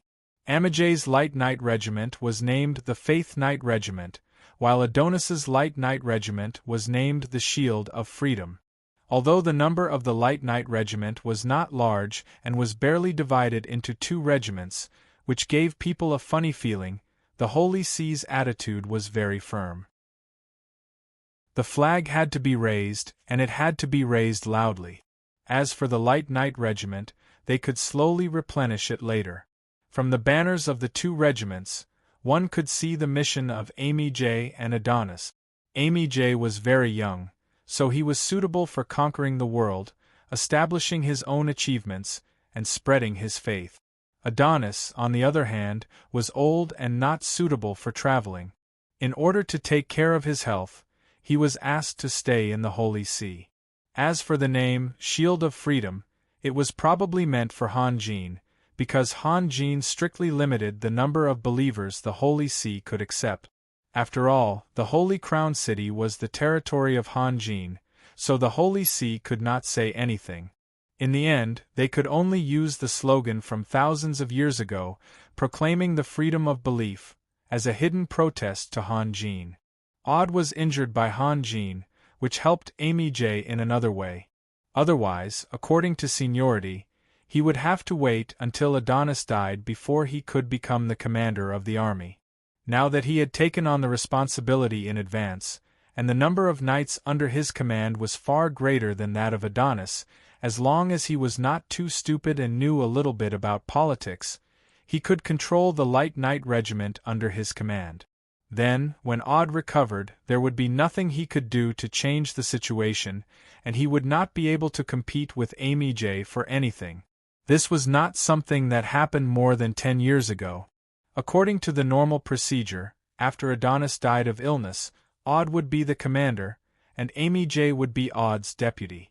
Then, when Aud returned, he would be able to take over all the military power. But now there was a drastic change. Although Amy J was still nominally under Adonis' command, in fact, he had far more power than Adonis.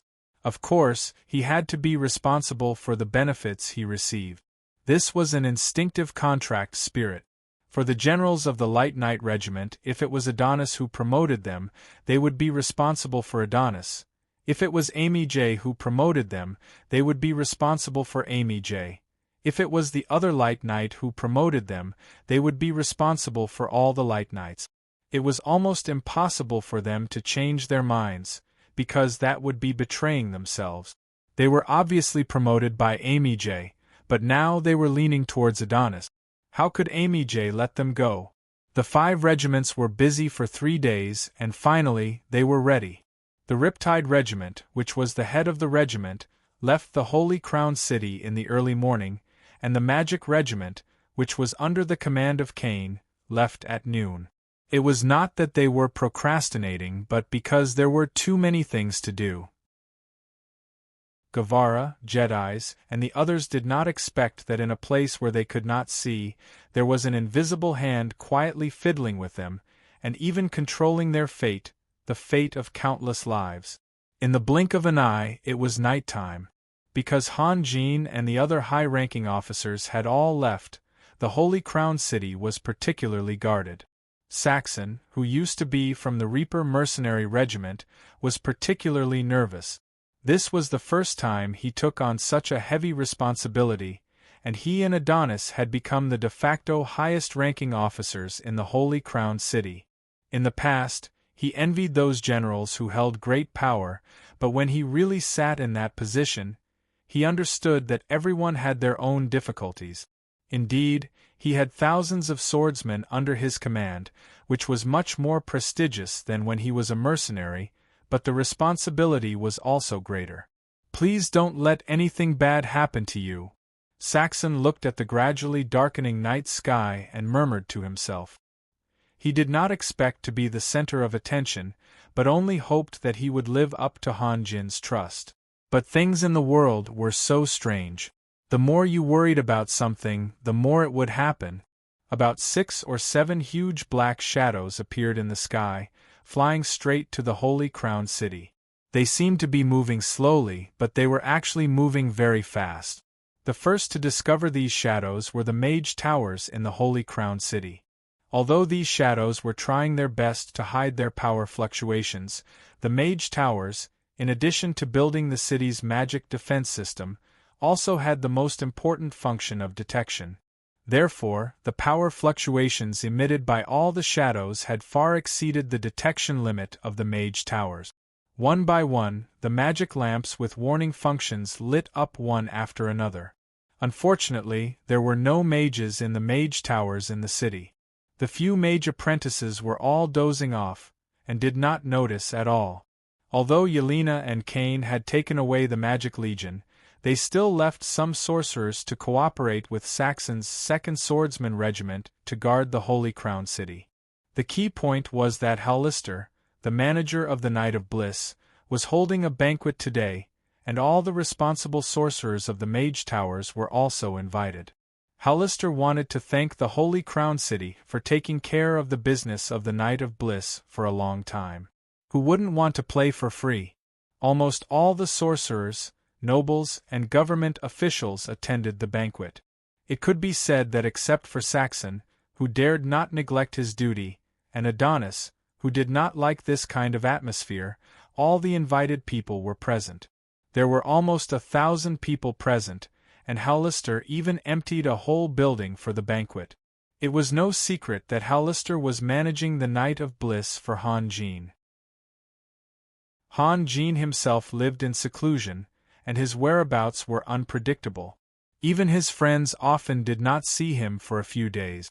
For most of the officials and nobles, there was no chance for them to please Han Jean. Therefore, they could only take a step back and look for opportunities to please Han Jin's trusted followers. Moreover, the new popular figure of the Holy Crown City, Chief Magistrate Schumann, was also present. The others did not know much about Schumann's rise, but they knew that Schumann seemed to have done something that attracted the attention of Han Jin, and then he was promoted to Chief Magistrate. However, many people were jealous of Schumann's current treatment. The most maddening thing was that Schumann could actually board the God of War at any time, anywhere. This was something that the government officials could prove because they had seen it with their own eyes many times. What was the God of War? It was the center of power of the entire city. Lord Raphael, Dragon Knight Guevara, Thunder Titan Dominique, Magus Yelena, and so on all lived on the God of War. If they could board the giant ship that symbolized nobility, it would be a great honor for the entire family. Countless people wanted to have the same treatment as Schumann. Even if they were immediately kicked off the God of War as soon as they stepped on it, they would still be satisfied. However, Schumann was a very low-key person. He did not get carried away because of the heavy responsibility he received. He was very polite to all his old friends, old and new. Of course, he was even more polite to Hallister. The Night of Bliss was full of joy, but some people were happy while others were sad. For some people, they could not bring themselves to laugh. As the black shadows flew closer and closer, the magic lamp in the Mage Tower became brighter and brighter. Looking from afar, it was as if there were dozens of small suns in the city. Saxon divided the 2nd Swordsman Regiment into several small teams and patrolled the city. Soon, someone found that the streets were very bright today. When he looked up, he saw the light from the Mage Tower. But it was too late. The black shadows were flying at an extremely fast speed. In just a few seconds, they flew into the defenseless Holy Crown City. There was no longer a need for the detection of the Mage Tower. Most of the warriors had already sensed the violent fluctuations. Saxon raised his head in panic and saw a huge shadow that almost covered the sky. He was immediately dumbstruck. That's dragons! A total of 7 dragons. There were actually 3 superior gold dragons. Under the illumination of the moon and the Mage Tower, one could clearly tell the difference between them and their companions. Their streamlined, elegant, and vigorous bodies were covered with countless scales that shone brightly. Their companions' scales were much duller in color, and the gold dragons' bodies were also slightly larger than their companions. Saxon would never have dreamed that right after Han Jin and the others left, several giant dragons would suddenly appear. All of the soldiers, including Saxon himself, were dumbfounded. This was no longer a matter of courage. Even if they could fearlessly fight against the giant dragons, they would have to first make the dragons descend, otherwise, they would only be able to watch helplessly. The 7 dragons did not pay any attention to the dazed warriors on the ground. They continued to fly straight ahead. Obviously, their goal was very clear. At this moment, Adonis had already fallen asleep on his bed. He paid great attention to taking care of his body. Interestingly, it was only when one became old that they understood the importance of health. Most young people, however, loved to torment themselves. Adonis couldn't see the light that shot out from the wizard tower, and he had already fallen asleep. However, when the 7 giant dragons were less than 1,000 meters away from the church, he suddenly opened his eyes. At first, Adonis was still a little uncertain. He didn't move, and only tilted his ears to sense quietly. Soon after, he realized that the direction of the draconic aura was rapidly approaching. It was heading straight for the church. Adonis jumped up from his bed in a way that did not befit an old man. In 2 steps, he rushed to the wall and took down the war spear hanging on the wall. Then, his body emitted a dense white light, and with a heavy step on the floor, he shot straight up to the ceiling. With a boom, Adonis forcefully passed through the ceiling and crashed through the roof. He created a large hole in the ridge of the roof and jumped outside. He lived on the top floor, and at this moment, he was looking down from above.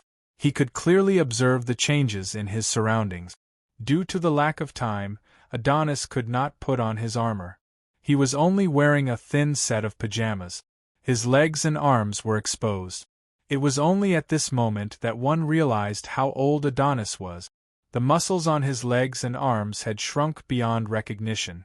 If one carefully evaluated his arms and legs, they would not even be comparable to a weak girl's.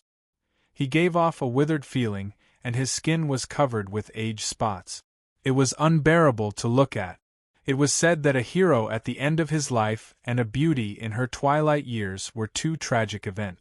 In reality, a powerful person who was about to be defeated by time was also a tragic event. However, Adonis' expression made it easy for people to overlook his old age and the inappropriate pajamas he was wearing. His eyes flashed with a cold light, and the war spear in his hand was pointed diagonally at the sky. He did not move, as if he was frozen in the air. His body was also straight as he quietly observed the dragons that were flying closer and closer. Groups of light knights, priests, and armed believers rushed out from various places. A bright magic screen slowly rose from the main hall of the church, protecting the main hall below and some of the light knights and priests who were preparing for battle. When he saw the 7 dragons in front of him, Adonis' eyelids twitched violently. Then, he fell into a dead silence like a piece of withered wood. Adonis was different from ordinary knights and priests. He was a holy knight, and had sufficient knowledge of high-level power. He immediately understood that these dragons were not something he could fight against. Adonis, long time no see. A vigorous voice sounded from afar. Whites. This time, Adonis could not control his expression. Why is it you? The 7 dragons had already flown into the sky above the church, and were constantly circling, as if they were adjusting their rhythm. Of course it's me. How is it? Do you feel exceptionally happy to see an old friend? I'm very happy. The voice was filled with a sense of frivolity. I realized that I came at the right time.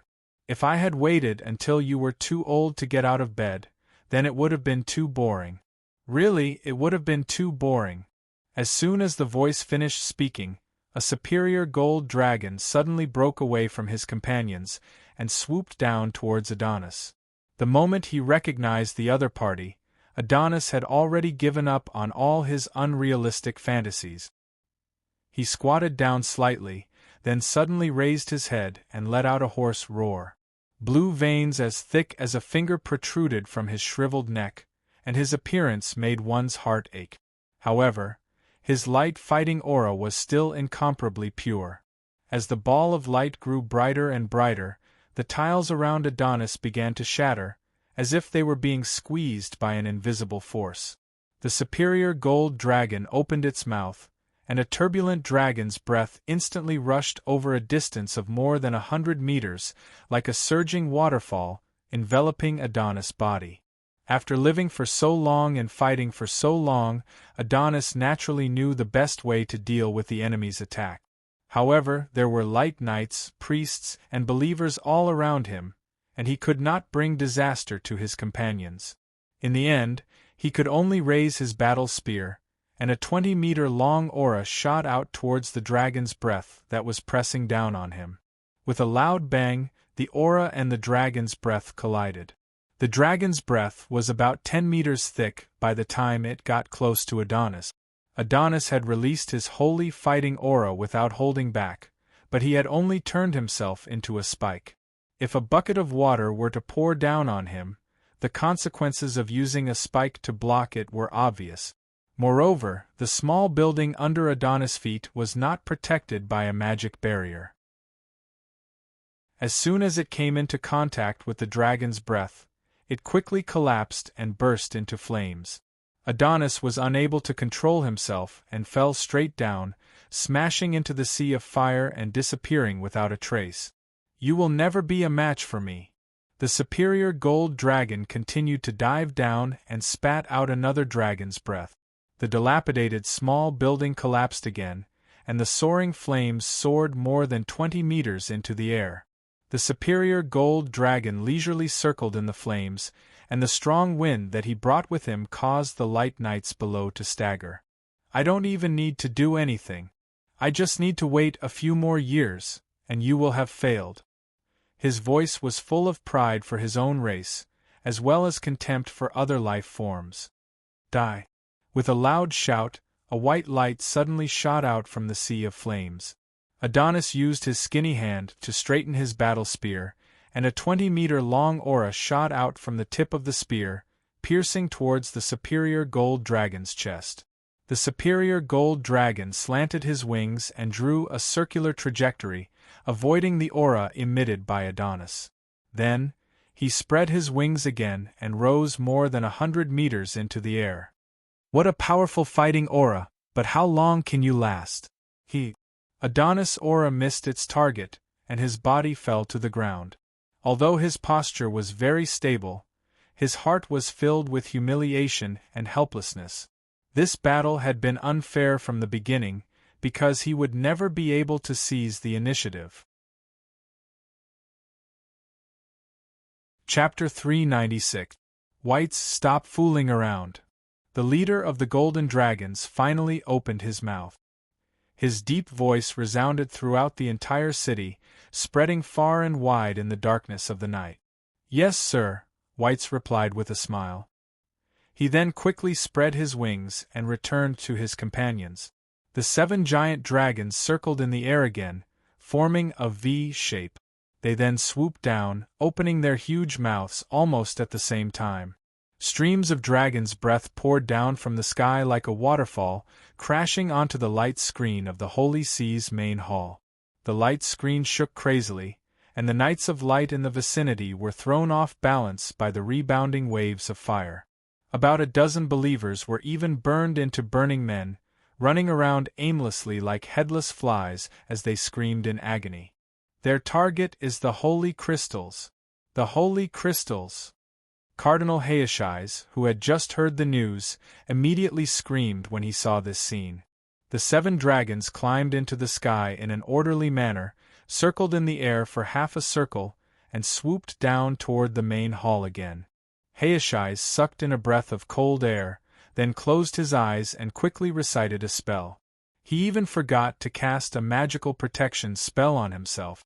Jeds took the priests away, and among the cardinals, he was the only one left to deal with the church's affairs. It was almost impossible for a holy knight and a cardinal to fight against 7 dragons. But now that things had come to this, he had no choice but to fight. The Knights of Light heard Hayashai's warning. They could not attack the dragons, so they threw their spears. The priests were not willing to fall behind, and shot arrows of light at the dragons like raindrops. Some of the stronger priests did not hesitate to cast God's blessings and prayer spells, blessing every knight they saw. Unfortunately, God's blessings and prayer spells could only increase the fighting power of the knights. The dragons were still hovering in the air. No matter how powerful the knights were, they could not cause any harm to the dragons. As for the spears thrown in the air, and the arrows of light released by the priests, their power was so weak that it was negligible. The dragons did not care about these attacks at all and continued to dive down.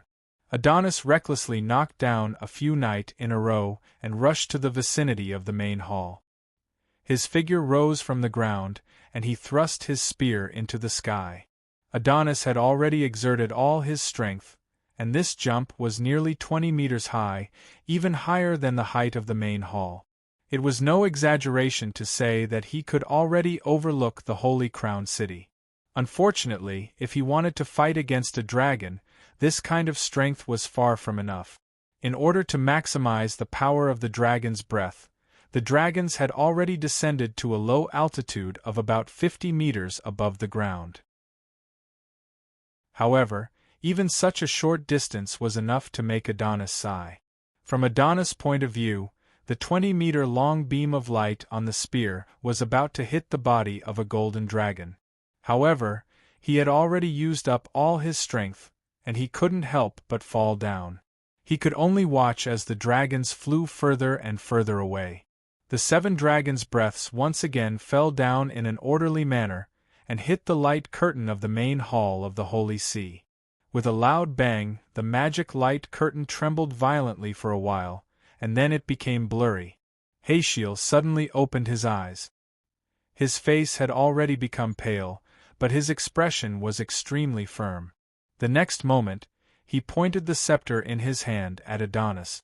A dazzling light shrouded Adonis' figure, and then a pair of flawless white wings of light stretched out from behind Adonis, supporting him.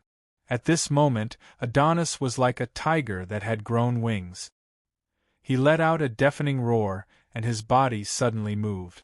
Like a sharp arrow, he shot into the sky and chased after the dragon at a speed that was not inferior to that of a dragon. Seeing this scene, the light knight and priests cheered, while Hachiel's body fell to the ground amid the cheers. He could have calmed down a little, but the angelic wings spell took too long to cast. In order to seize every minute and second, he had released all of his magic power and forcefully sped up the chanting. Although he had successfully cast the spell, he had also lost all of his combat power. Even if he had a pair of angelic wings, from a logical point of view, Adonis should have avoided fighting 7 dragons at the same time. However, he had no other choice, just like Hachiel. He could die in battle, and everyone here could die in battle, but the Holy See could not afford to lose the Holy Crystal. Seeing that Adonis was chasing after them at full speed, the dragons hurriedly spat out their dragon's breath in an attempt to seal off Adonis. However, Adonis' body had become extremely agile, and this was definitely not the first time he had fought with his angelic wings. He gave off a feeling that he was very familiar with the battle. His body drew a semicircle in the air, and he easily dodged a few dragons' breaths, just like how Waits had easily dodged his attack. The formation of the dragons was a little chaotic, like a few children trying to avoid poisonous bees that had rushed into their midst. Although the golden dragons were superior dragons, their fighting style was still very simple. They mainly relied on their dragon's breath and sharp claws to attack their opponents. In order to avoid accidentally injuring their companions, they could only temporarily dodge in all directions.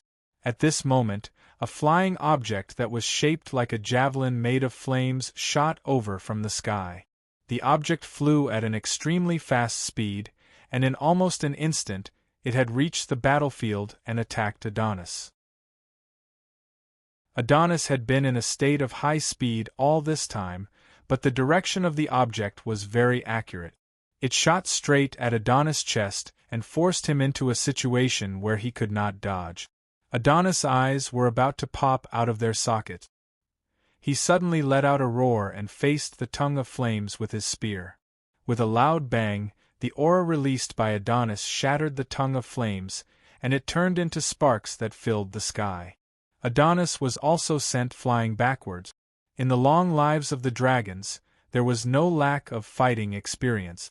The dragons immediately seized the opportunity and attacked from all directions with their dragon's breaths, enveloping Adonis' body in the blink of an eye. Adonis had been fighting with his life on the line, but that did not mean that he would definitely win. After all, there was a limit to his fighting power. The dragon's breaths collided and surged on Adonis' body, and they even formed a huge fireball that was dozens of meters wide. In the next moment, Adonis' body appeared from the bottom of the fireball, and he fell straight to the ground. He fell like a meteor, falling hundreds of meters in the air, and crashed heavily into a house. The dragon's breath that was still wrapped around him immediately turned the house into a sea of fire. The cheers of the Light Knight and Light Priests came to an abrupt end. Adonis had only lasted for a short while before he was completely defeated. Now, who among them could fight against the dragons? The dragons circled around and formed a V formation again. Then, they began to dive down again. In fact, they did not want to kill Adonis to avoid casualties. This was the request of their employer. If Adonis had not been so persistent, they would have succeeded and left by now. In the eyes of despair, the dragon's breath once again fell from the sky and hit the light curtain in the main hall of the church. This time, the light curtain only trembled a few times before it completely disappeared. If it was the original church, it would be a joke if they only relied on 7 dragons to conquer the mountain of the unsetting sun. Even if Dragon City sent out 7 elders, they would only be able to escape, let alone such a ragtag army. The majestic Light Emperor, Nicholas, had suddenly turned hostile and led countless experts to attack the mountain of the unsetting sun. The Dragon Realm had also sent out all of its forces to help. Even so, the church still had the opportunity to give away the Holy Crystal. This was enough to prove how strong the church's defensive capabilities were. Unfortunately, now that the church had just been established, there were too many things waiting to be done. What's more, Dismark, who was originally known as the Iron Turtle, had built powerful defensive facilities in the Holy Crown City. In addition, Lord Raphael had unfathomable power, Dragon Knight Guevara, Thunder Titan Dominique, and many other experts to help, as well as the God of War, which had more than 500 magic crystal cannons installed. Not only Jedis, but the entire church generally believed that there was no need to waste money and energy on defense. It turned out that relying on others was always better than relying on oneself. Lord Raphael had led an army to attack the orcs, and because of an accident, all the wizard towers in the Holy Crown City had lost their early warning and defensive capabilities. This allowed the dragons to easily reach the church. The church's defense was so weak that it fell in just a few minutes. The leading golden dragon continued to dive down and hit the roof of the main hall. The masonry of the hall could not compete with the dragon's body. With a loud bang, more than half of the hall's roof collapsed. Then, the golden dragon opened its mouth and bit the holy crystal. It spread its wings and flew into the sky. Bastard! Leave the holy crystal! Odo staggered out and saw the golden dragon flying into the sky with the holy crystal in its mouth. He couldn't catch his breath, swayed a few times, and fell down. The Light Knight and priests went crazy. They desperately shot magic into the air, or threw spears or even stones. This was all they could do. Just now they had shot a round of spears, but not only did the spears not hurt the dragon, they also smashed the weak believers. However, now that the dragon had taken the holy crystal, the knight had completely forgotten the lesson they had just learned. They needed to vent their anger. Saxon and his swordsmen finally arrived to provide support. They were just as helpless as the knights and could only rely on a small number of archers to shoot into the air. However, there was a huge gap between human archers and elves. Their efforts could no longer be considered as launching an attack, but rather as sending off the dragon. The magicians who were singing and dancing also sensed the battle breaking out in the city. They immediately left the Elysian Knight and rushed back to the Mage Tower as fast as they could. They opened the giant magic shield, but the dragons had already flown away from the Holy Crown City and turned into several looming black spots. The headquarters of the Holy See was a mess. Half of the main hall had collapsed, and the other sub-halls had also been affected. Fires had broken out in various sizes. Dozens of believers had died and hundreds were injured. There were also casualties among the Knights of Light and the priests. The only 3 remaining leaders, Adonis, Aud, and Haishais, were all unconscious. The most unacceptable thing was that they had lost their saint crystals. This was the second time they had suffered heavy losses after the calamity of Nicholas. ******. Once upon a time, there was a mountain, and there was a tree on the mountain. Han Jin was now standing on a nameless hill with his back against a big tree. His arms were crossed in front of his chest, and he looked very calm. He was chewing a tender branch in his mouth, but his eyes were a little erratic. No one knew what he was thinking. The night was getting darker. Suddenly, a few small black dots appeared in the sky and flew straight towards him. In a moment they were above the hill. It turned out that they were a few dragons. The dragons circled half a circle in the sky and descended diagonally, landing more than 30 meters away from Han Jin. At this moment, Han Jin's strength had been recognized by the entire continent, so the dragons did not show any signs of their identity or strength. On the contrary, they tried their best to be as light as possible to avoid arousing Han Jin's disgust. However, the 7 dragons landed one after another from the sky. The strong wind brought about by the pairs of wings that were dozens of meters long still blew sand and stones into the air. The big tree behind Han Jin swayed like a sieve, and Han Jin's body also swayed with it. The big tree swayed very unnaturally and even made creaking sounds as if it was going to break at any moment. As for Han Jin, when he swayed, there was a bit of a sloppy temperament, or rather, a strange evil aura. Lord Raphael, fortunately, we did not disappoint you. The leading golden dragon took 2 steps forward and put the giant crystal box in his mouth on the ground before speaking. He never understood why he had to put the saint crystal in a crystal box. He could have just handed it to Han Jin and done with it. However, this was the order of the guardian Shazos, so he could only obey. Thank you for your hard work. Han Jin smiled and shook off the young leaves on his body. Then, he stretched out his hand and the giant crystal box disappeared without a trace. However, there was a small accident, the leading golden dragon said. Accident? Han Jin raised his eyebrows and asked.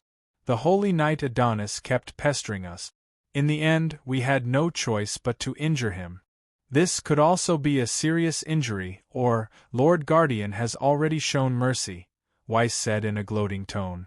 White said with a gloating tone, otherwise we wouldn't even have to do anything. He would have turned into ashes long ago. If he's dead, then he's dead, Han Jin said indifferently. Lord Raphael, we have already expressed our sincerity, the leading golden dragon said slowly. Now, isn't it time for you to express something? The Lord Guardian is still waiting for your reply.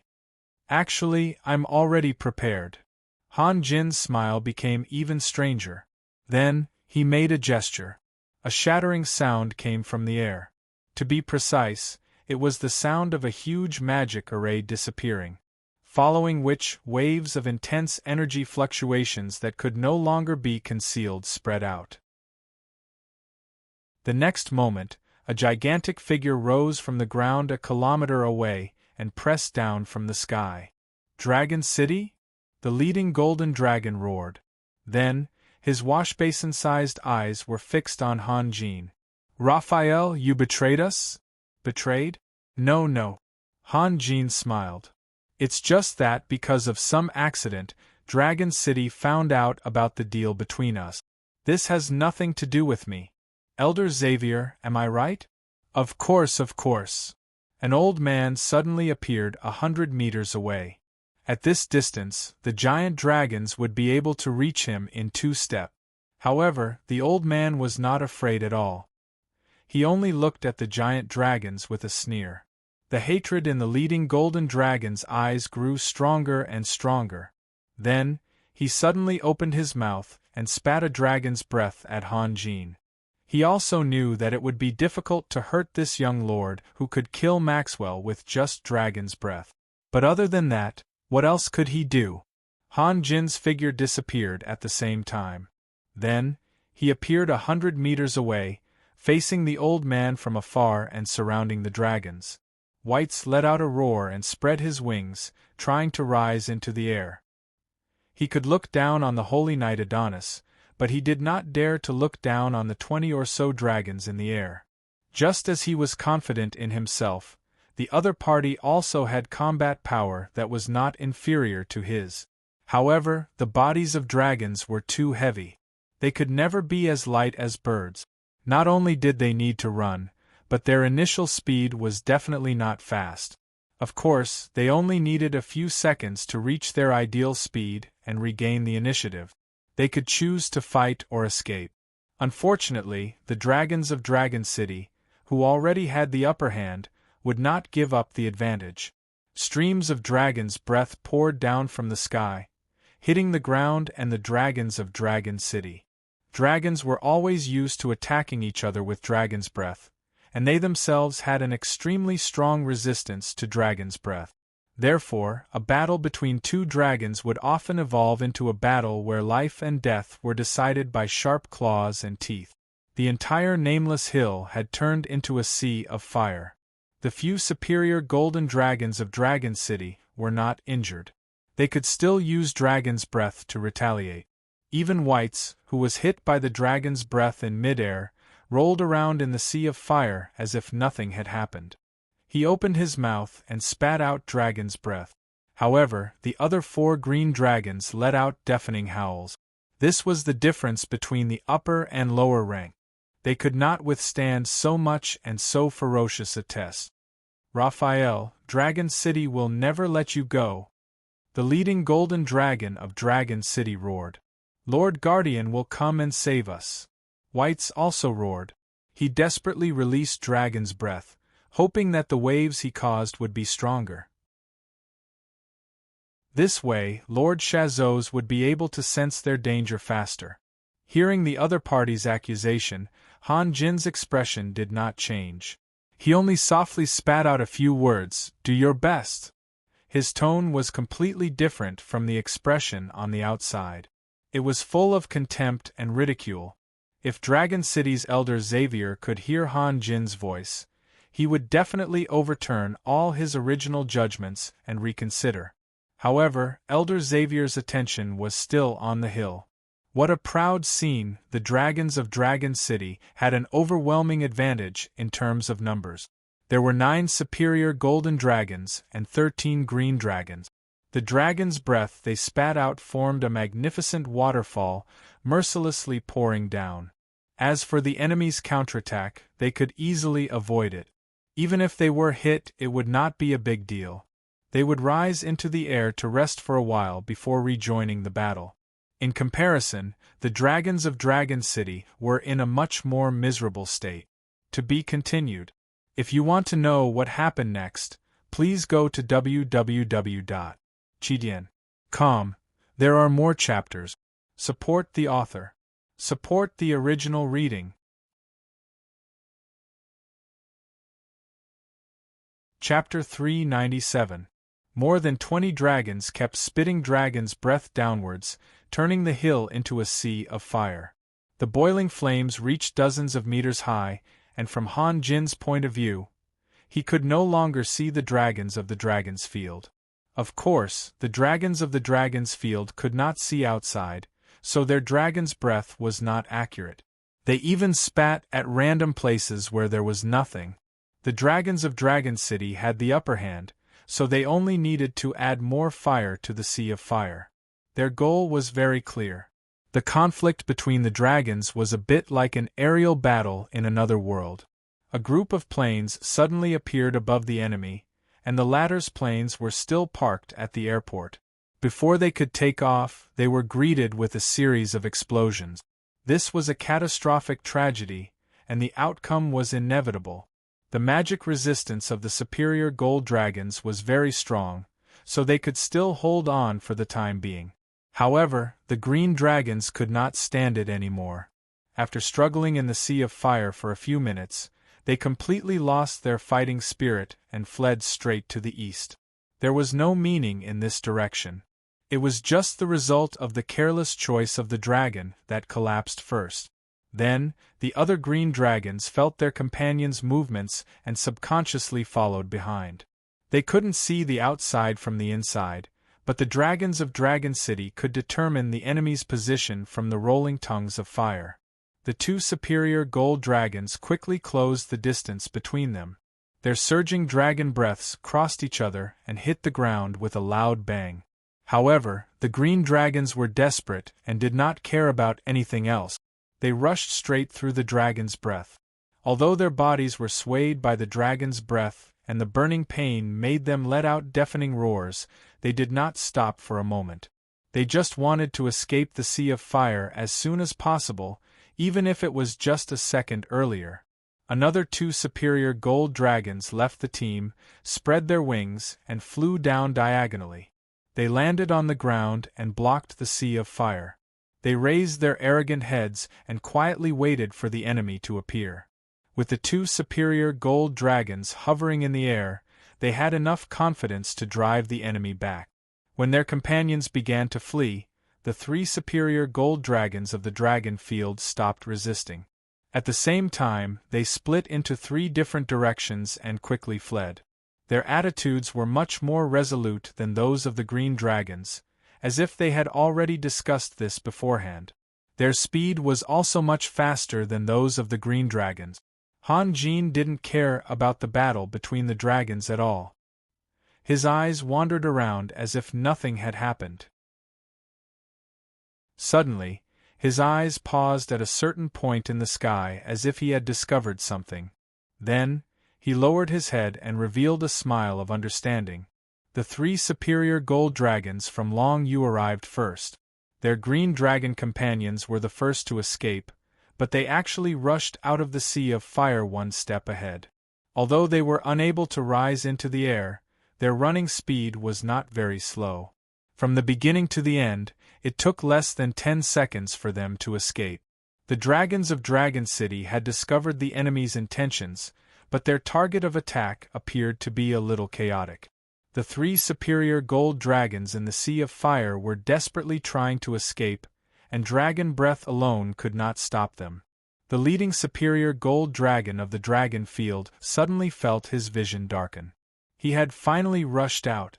Then, he saw the old man in front of him with a sneer on his face.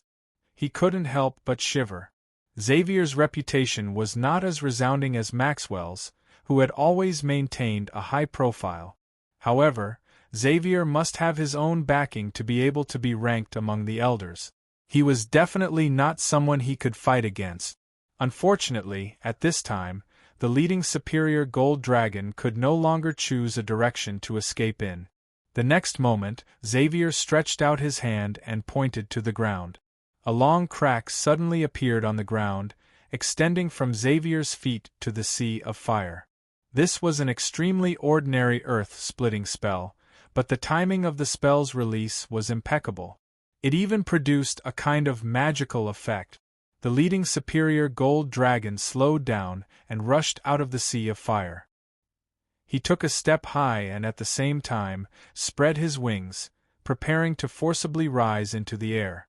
When his feet were only a few centimeters from the ground, the crack extended from under his feet. He stepped on air, and his body involuntarily fell.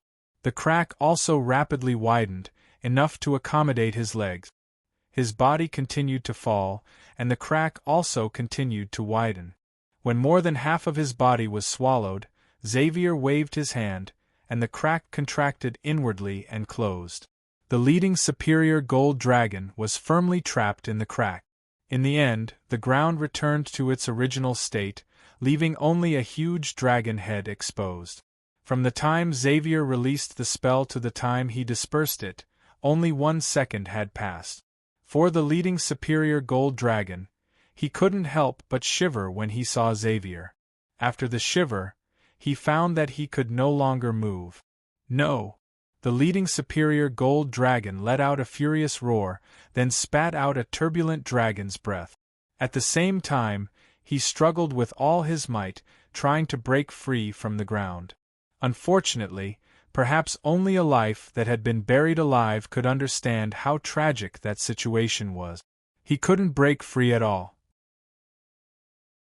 Xavier didn't pay attention to the desperate superior gold dragon. His figure flashed, and he appeared in the air. The first person he wanted to observe was Han Jin. Han Jin lowered his head and looked at the ground thoughtfully, as if there was something very interesting on the ground. At this time, another superior gold dragon rushed out from Han Jin's direction. When he saw Han Jin blocking the way, he, like his companion, couldn't help but feel a chill in his heart. No one thought that Han Jin's strength would be weaker than the elders of Dragon City. However, he immediately hardened his heart, flapped his wings, and rushed towards Han Jin with all his might. At the same time, he opened his mouth and spat out a dragon's breath. "Be careful!" Xavier shouted, then quickly chanted an incantation and pointed his finger at the superior gold dragon. The dragons of Dragon City seemed to be very concerned about Han Jin's safety. They almost simultaneously flew towards Han Jin's position. Streams of dragon's breath poured down, all of them concentrated on the superior gold dragon. Han Jin's figure flashed, and he immediately appeared hundreds of meters away. He was still looking at the ground. The superior gold dragon was hit by more than a dozen dragon's breaths at the same time. He lost his balance, staggered a few steps, and fell to the ground. However, he seemed to be very tenacious. He immediately got up and tried to spread his wings again. The ground around him suddenly became alive. The alive here meant that the sand and dust seemed to have a life of their own. In other words, the superior gold dragon's body suddenly produced a strong, attractive force. Countless tiny particles of soil spread from his legs to his whole body. With every step he took, his body became more bloated. After 4 or 5 steps, he had already turned into a fat duck.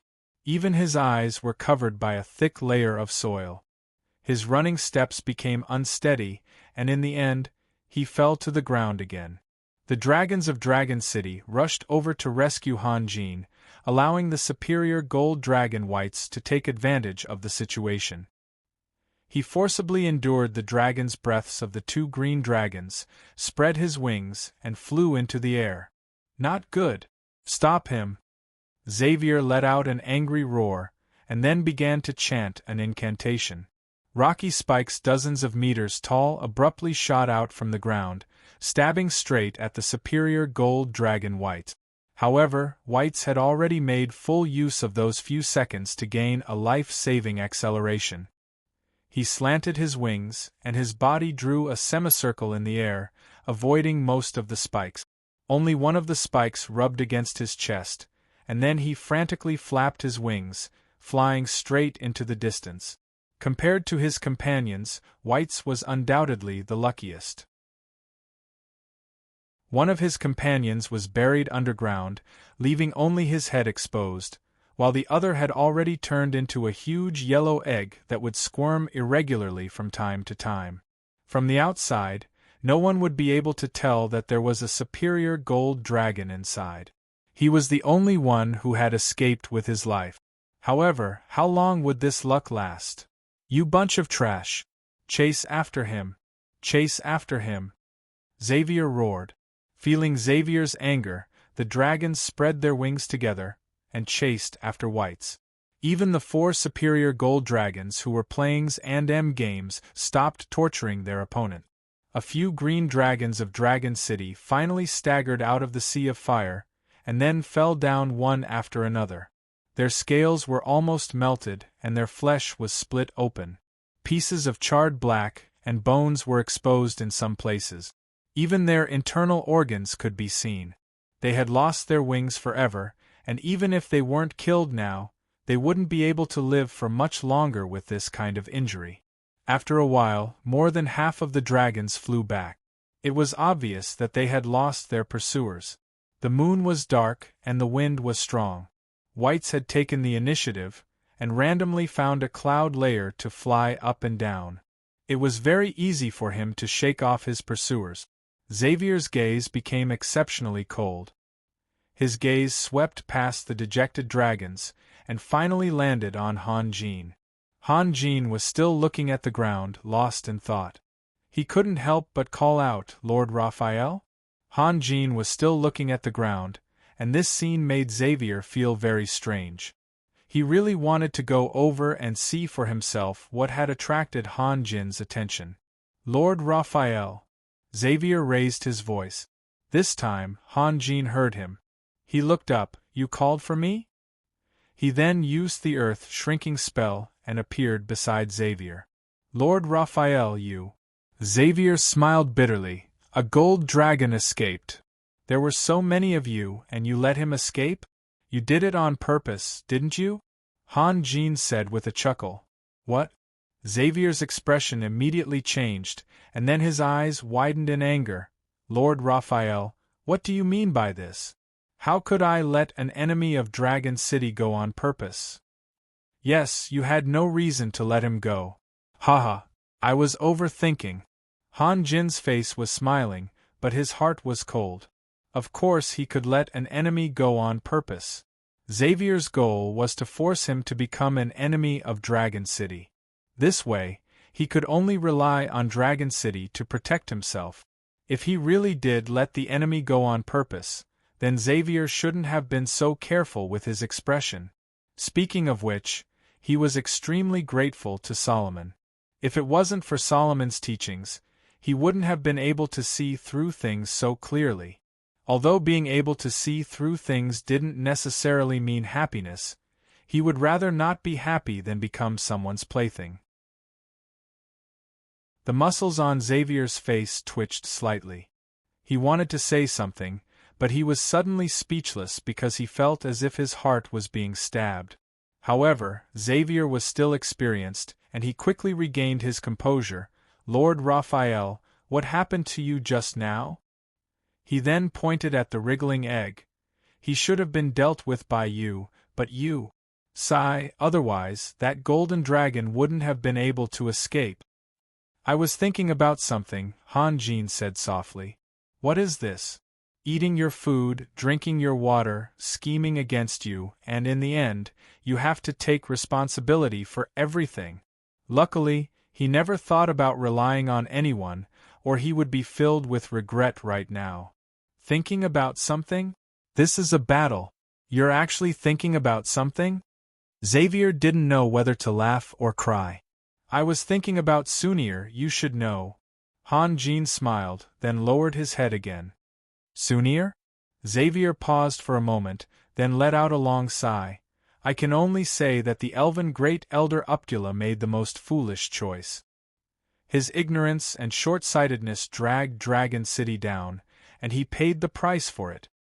Dozens of kilometers away, a well-dressed old man watched the entire battle through a crystal mirror. He also saw White's escape. After a moment of silence, he put away the crystal mirror and rose into the air. The moment he floated up, a majestic wave spread out in all directions. Waits flapped his wings with all his might, and kept darting through the clouds. He didn't know if there were any enemies following him, and he didn't have the time or energy to observe. He just wanted to run as far away as possible. Just as he flew above the clouds again, he suddenly sensed a wave of fire elemental energy coming from below. This wave was very intense, but also very familiar. He steadied himself, did his best to conceal his aura, and quietly drilled into the clouds. As he descended, he noticed that there was an old man standing solemnly at the top of the mountain in front of him. He also saw who the old man was, and the old man also saw him. The moment their gazes met, a string of tears the size of half a fist flew out from Waits's eyes. He could no longer control his emotions. "Sir! Sir!" Waits cried as he quickly descended to the top of the mountain. "Take off and land." Waits had done this thousands of times, but today he made a mistake and almost fell to the ground. "Waits, what's wrong?" Chazos asked with a frown. "Master, that damned Raphael betrayed us." Waits couldn't care less about the bleeding wound on his chest as he screamed, "Everyone died in battle. Everyone died in battle. You have to take revenge for us." You're very angry. It looks like you can't keep this a secret. Chazos sighed softly. What? Whites didn't understand. A javelin-shaped weapon made of flames appeared in Chazos's hand. In the next moment, Chazos threw the javelin with a flip of his hand. Chazos's movements were very simple. There was only one thing he was good at: speed. Not only were his hands fast, but the javelin's flying speed was also extremely fast. The moment Whites saw the flame spear, the spear had already pierced through the front of his neck and came out from the back, creating a bloody hole about a meter long. The flame spear continued to fly into the sky like a meteor. In just an instant, it had risen to an extremely high altitude. The flickering light became extremely weak, even fainter than the dimmest of stars. The flame spear condensed an incomparably large amount of power, sending Whites's body flying 60 to 70 meters into the air. Even with the enormous body of a golden dragon, he was still able to do a full somersault before falling heavily to the ground. Whites had once explained to Han Jin that Chazos hadn't used his full strength when he attacked Adonis. Reality proved that Whites was honest. If Chazos had attacked with the same amount of power, Adonis, who had released all of his Do Chi, would have only one outcome: instant death. However, Whites's life force was very tenacious. He hadn't died yet, and his eyes were firmly fixed on Chazos. He couldn't speak anymore, and could only use his eyes to express himself. Raphael didn't betray us. Chazos slowly walked forward a dozen or so steps and stood in front of Whites's head. He looked up into Whites's eyes. I want to carry out a plan that will completely end thousands of years of war. Whites, I'm very sorry, but you can only become a sacrifice. Why? White struggled to spit out a word. At the same time, countless blood bubbles gushed out from the 2 wounds on his neck. Because I can't let the other guardians know. Chazos said in a low and sad voice. At least, you can't let Harriet know. Whites couldn't say anything. The light in his eyes became dimmer, and then his pupils slowly closed. Chazos raised his hand and gently patted Whites's face, letting out a long sigh. From the beginning, when Han Jin told him the plan, he believed in Han Jin's sincerity, because Han Jin wanted the dragons of the Dragon Field to attack the Holy See and steal the Saint Crystals. This was a fatal weakness. Ever since Jedis joined Han Jin's camp, his actions had always been impeccable. Now that Han Jin had actually stolen the Saint Crystals in secret, what right did he have to be a lord if this matter spread out? A lord could be cruel to his enemies, but he must care for his subordinates. Otherwise, who would work for him?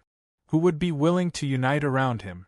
Chazos was well aware of the significance of the Saint Crystals to the Holy See. If he knew that Han Jin was the mastermind, Jedis would go crazy. He would definitely go crazy. Moreover, the mentality of the other powerhouses around Han Jin would change drastically. If Han Jin could give him such a fatal weakness, was there any need to doubt him? Moreover, from Han Jin's plan, Chazos saw a perfect blueprint. Nicholas had already moved closer to the Dragon Field. He and Solomon had talked for a long time and realized that Solomon was also somewhat moved by the full support of the Dragon Field. With Han Jin, the Dragon Field could control these 3 powerhouses. What power could compete with the Dragon Field? Even better, after Han Jin pretended to join the Dragon City, he would find ways to reduce the strength of the Dragon City, just like today. By the time the Dragon City's strength became weaker and they finally woke up, it would already be too late. In fact, Chazos's heart had turned cold at first because Han Jin's schemes were a little scary. However, after some careful consideration, he gently let go of his vigilance. Han Jin was too young, so he was very arrogant and proud. With this shortcoming, Han Jin's achievements were limited. At the very least, he would not be able to break free from the control of the Dragon Field. Han Jin kept saying that his dream was to unify the entire continent. Every time he thought of this, Chazos wanted to laugh. How could the dragon field see the continent unified? Han Jin also said that he would inherit Solomon's foundation in the future. Chazos wanted to laugh even more. He had talked to Solomon before, and Solomon did not deny that he did want to hand over the elemental capital to Han Jin. However, Han Jin was a little rough. He beat Tony up for no reason, and even Solomon's eldest son, Jared, was unceremoniously kicked out by him. This caused Solomon's dissatisfaction. Solomon hoped that his 3 children could live safely and happily. If he handed the elemental capital to Han Jin, Jared would definitely die. Solomon's initial plan was to develop to the west, while Han Jin would develop to the north and south. They would each work hard to build their own foundation with the swamp as the boundary. They would not invade each other. His second son, Ellison, had a good relationship with Yelena, so he could send him to Han Jin's side and hand over his foundation to Jared. This way, he could fulfill his wish and let his 3 children live well. Chazos could understand this feeling and also believed in Solomon's words. Therefore, Han Jin learned his lesson early in the morning. However, by that time, the situation had already been decided. Han Jin could not change anything and could only bow his head. Chazos sighed again and took out the crystal mirror again. Chapter 398. Although they are our enemies, as dragons, we have to show them enough respect. Xavier said slowly, so I will send their bodies to a suitable place for burial. Lord Raphael, I hope you won't embarrass me. Xavier's words seemed to be asking for Han Jin's forgiveness, but in fact it was full of unquestionable meaning. I know.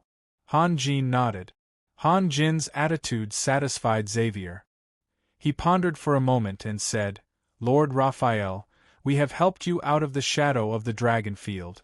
Shouldn't you, what should I do? Han Jin asked with a smile. Should we fulfill our agreement? Xavier said straightforwardly. Just now, Han Jin's words had a great impact on him, and he still couldn't get over it. First of all, you are mistaken. Today, I am helping you, not the other way around. Han Jin said lightly, let's wait for a few days. I hope to see enough sincerity. Lord Raphael, it has come to this. You'd better think about it carefully. Xavier's words were very obvious. The golden dragon of the dragon field had escaped, and the Holy Crown City was about to face the revenge of the dragon field. Do you want to be protected? You'd better be obedient. Han Jin was silent. After about 10 seconds, he smiled again and said, let's wait for a few days. I need some time to think about it. Xavier stared at Han Jin. He found it more and more difficult to see through this young man. It was reasonable to say that most people would be angry when they encountered such a thing. However, Han Jin was always so calm, as if he didn't care about anything. If Han Jin was a person without a temper, it would be reasonable. However, according to what Xavier knew, Han Jin was not only bad-tempered, but also very bad-tempered. When Han Jin felt hurt, his revenge was extremely cruel. Xavier really wanted to test Han Jin's bottom line. He wanted to see Han Jin's anger so that he would have a real feeling instead of the vague feeling he had right now. However, who would be responsible for offending a super strong man with unfathomable strength? Xavier couldn't forget the scene when he first met Han Jin.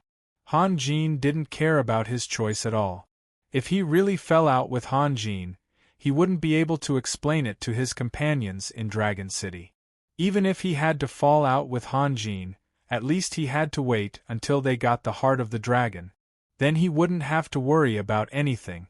At this time, a black shadow came out of the forest 1,000 meters away. There was a very obvious white flag on his head. The black shadow was waving the flag while galloping towards them. The dragons were very observant and had a wide field of vision.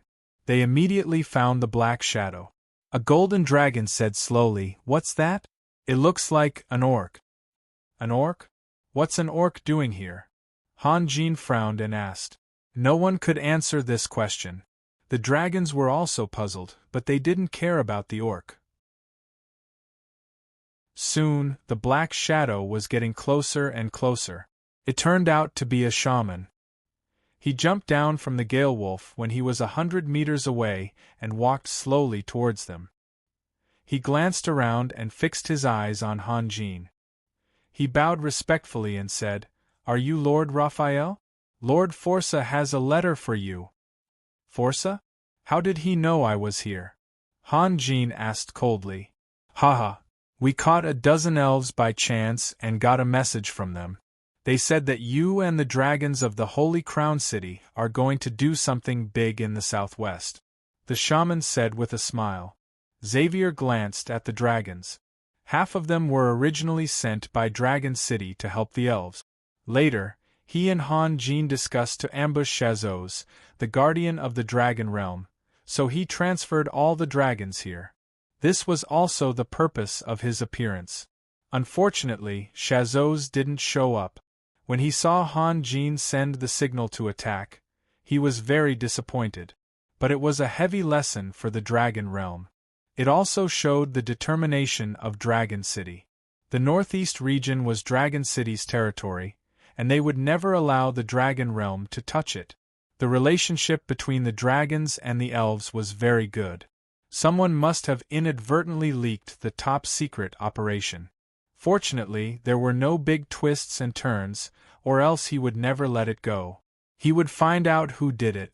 The dragons also looked at each other, and there was no lack of blame in their eyes. Who did it? Who leaked such important information to the elves? "What does Forza want to do?" Han Jin asked calmly. "Everything you want to say is in the letter." "Where's the letter?" "Here it is." The shaman answered and took out a letter. Then he opened the envelope. Xavier was an expert in earth elemental magic.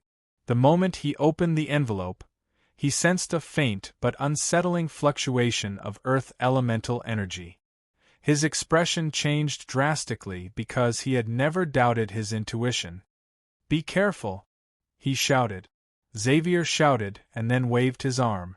A sharp rock spike came out of the ground. But Xavier's reaction was still a step too late. The magic he released did not have any substantial effect. When the shaman opened the envelope, his whole body shrank and turned into a dry corpse. That magic scroll was not something that could be released by just anyone. In an instant, the shaman's life force was sucked out.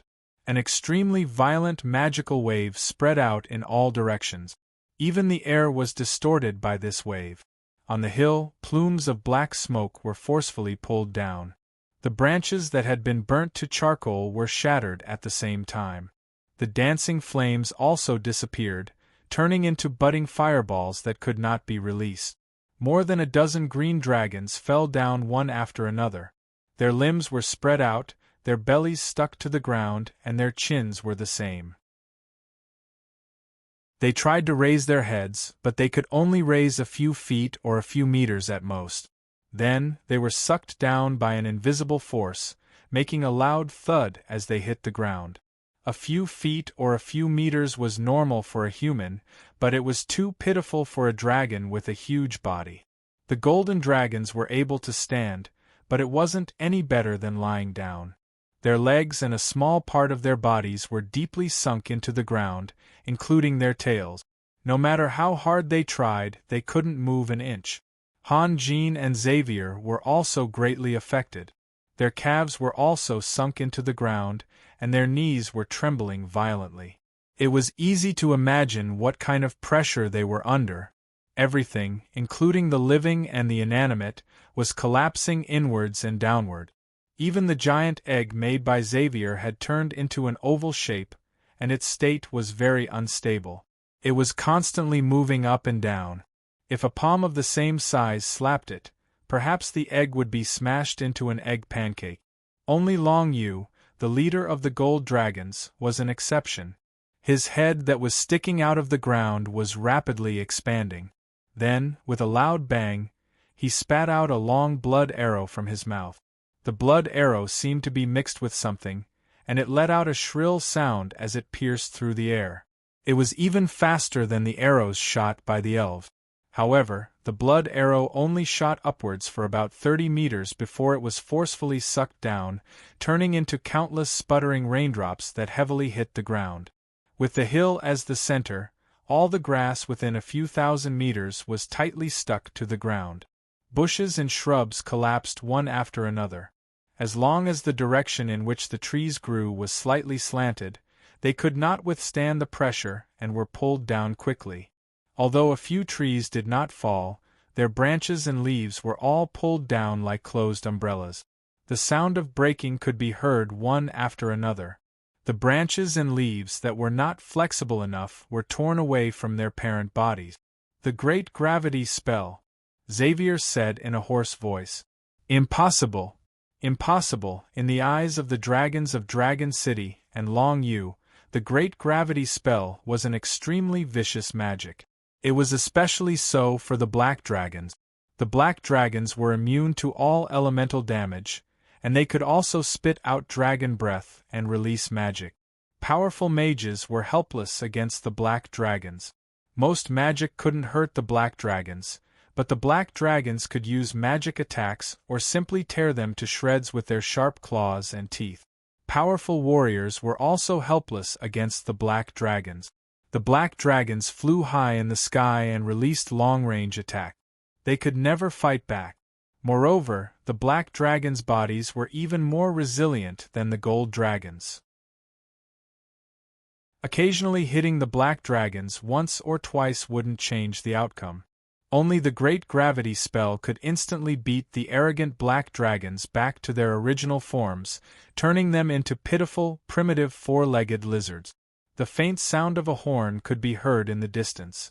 A row of black figures appeared on the horizon and rushed over at an extremely fast speed. Xavier's expression changed greatly.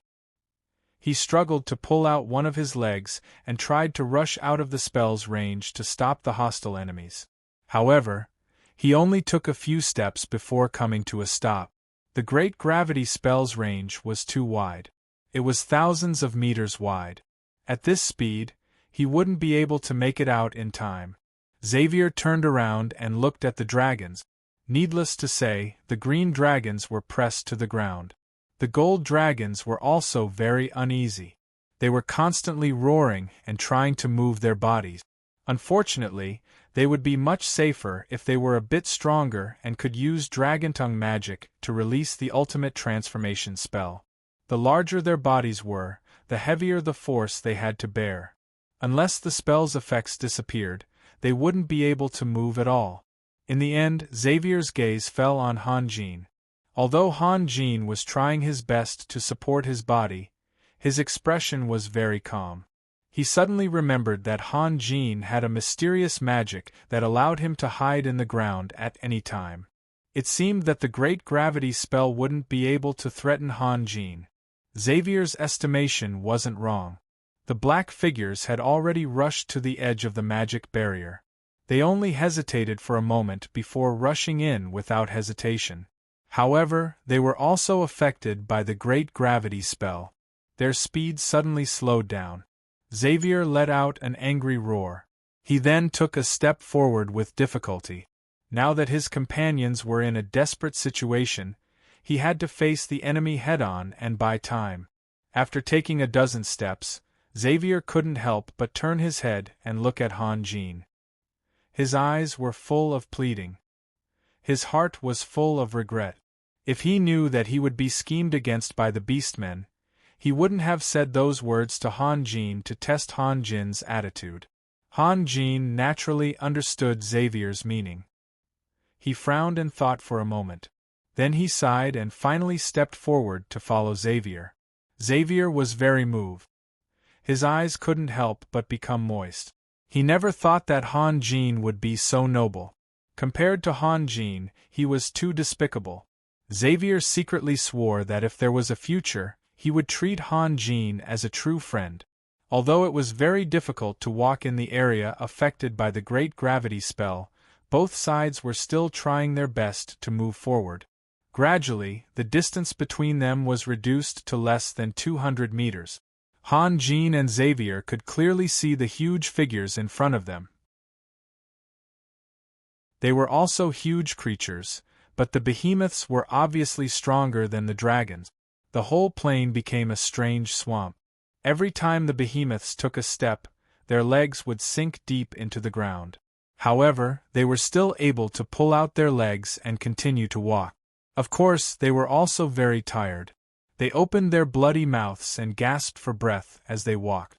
Saliva dripped from their mouths and fell to the ground like heavy objects. However, their red eyes were shining with excitement. Under the row of giant figures, there was a shadow that looked very small. However, Han, Jean, and Xavier turned their attention to that figure at the same time. Han, Jean used to think that the appearance of the behemoths was similar, but the protruding tusks were different. However, the behemoth in front of them gave him a very different feeling. He was as ordinary as a scholar who taught children to read in a remote mountain village. He was neat and plain. In fact, Force's heart was in turmoil. He was far from being as calm as he looked. Dragon City's protection of the elves had caused him great trouble. The dragons didn't want to fight with the behemoths, so they turned their attention to the rear of the orcs. As long as they encountered a group of orcs that was not guarded by the behemoths and the hill giants, they would rush over and spit out a burst of dragon breath. When Forza sent reinforcements, the dragons had already flown away. Those dragons were like poisonous thorns that pierced deeply into Forza's heart, making him anxious and painful. However, the orcs were extremely lacking in aerial power. The thunderbirds controlled by the shamans were useless. The number of beeman beasts and hill giants was too small, and the dragons were too mobile. These days, countless orcs had been killed by the dragon's breath. Moreover, he got a message that Dragon City was putting pressure on Lord Raphael in the Holy Crown City. They were trying to make Lord Raphael give up the former hatred and form an alliance with the elves. They were attacking the behemoths from two sides, which was absolutely intolerable. Now that it was spring, Grand Duke Solomon should have discovered his empty city strategy. That was to say, Solomon's magic legion could cross the swamp area at any time. The elves attacked Han Jin's territory for no reason and formed a deep hatred with Han Jin. It turned out that Han Jin did not like the behemoths, otherwise, he would not have attacked the behemoths several times. Therefore, the Holy Crown City remained silent. Forza accurately grasped Han Jin's mentality. He just wanted to sit on the mountain and watch the tigers fight. Anyway, the two Han Jin hated each other, so the more miserable the fight was, the better. Solomon did not take any action. It should be because he was worried about Han Jin's attitude and did not want to interfere too much in the affairs here, so as not to arouse the suspicion of Han Jin. If the elves and the Holy Crown City formed an alliance and fought against the behemoths together, then the behemoths would face a devastating disaster. Solomon would certainly send troops to step on his old friend for the last time. Forza was not afraid of the alliance between the elves and the Holy Crown City, but he was worried about the participation of Solomon. Therefore, he had to be patient. Han Jin attacked the behemoths more than once, and even killed the great shaman Uridin. The voice of revenge was very loud in the elves, but Forza firmly suppressed the voice and tried to control the army to avoid offending Han Jin. With the strength of the Holy Crown City alone, even if he could not attack the main city for the time being, he should send a small troop to harass the citadel of the Holy Crown City. It was always good to rob something, but he could not do that, at least not now. When he first set foot on this land, Forza's plan was very simple. First, he would destroy the elves and then he would attack them one by one. However, after Han Jin constantly showed his strength, and after knowing the relationship between Han Jin and Solomon, he had quietly removed Han Jin from the list.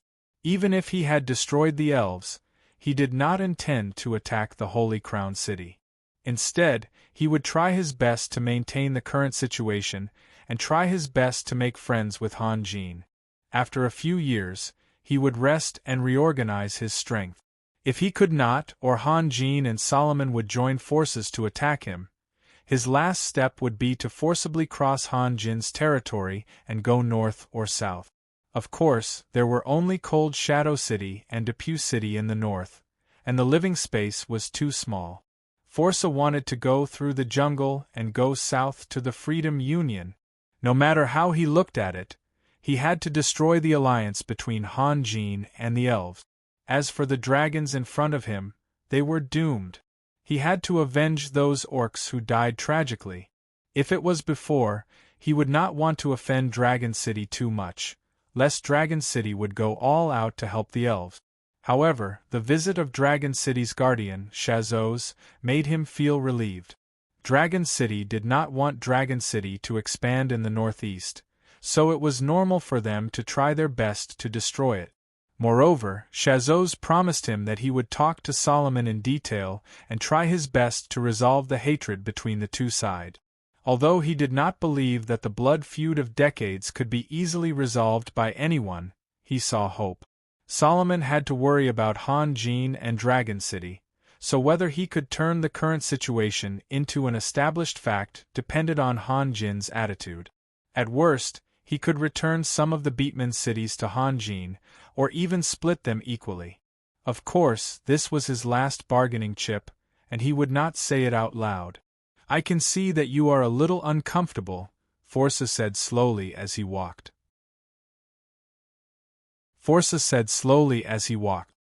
His expression and pace were much more relaxed than Han Jin and Xavier's. "But I like the art of gravity very much. If there is an eternal gravity enchantment on the continent, the orcs will definitely become the most powerful race."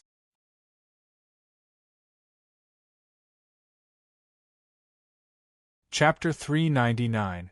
Lord Xavier, I remember hearing such a saying. Han Jin's eyes flickered, and he whispered, "Where there is life, there is hope." The muscles on Xavier's face trembled slightly, and he whispered back, "Lord Raphael, we still have a chance. If we can delay them for a while, the gravity enchantment will disappear. At that time, these monsters will be no match for us." "Delay? How many of them can we delay?" Han Jin asked. Xavier hesitated for a long time, and then slowly said, "Lord Raphael, Dragon City will never forget this day." What Xavier meant was, as long as you can fight with me today, Dragon City will always remember this favor. Han Jin stopped talking. He had sent Maxwell to kill him, and now he asked him to fight to the death. Xavier had said such shameless words, so any response from him would be superfluous. "Lord Raphael, this has nothing to do with you. I don't want to embarrass you, and I don't want to have a conflict with you. Please leave." Forza shouted in a strong voice. "Leave?" Han Jin was a little surprised. He had thought of everything, but Forza seemed to be afraid of his existence. "Tomorrow, I will send a messenger to the Holy Crown City. There are some things we should talk about in detail."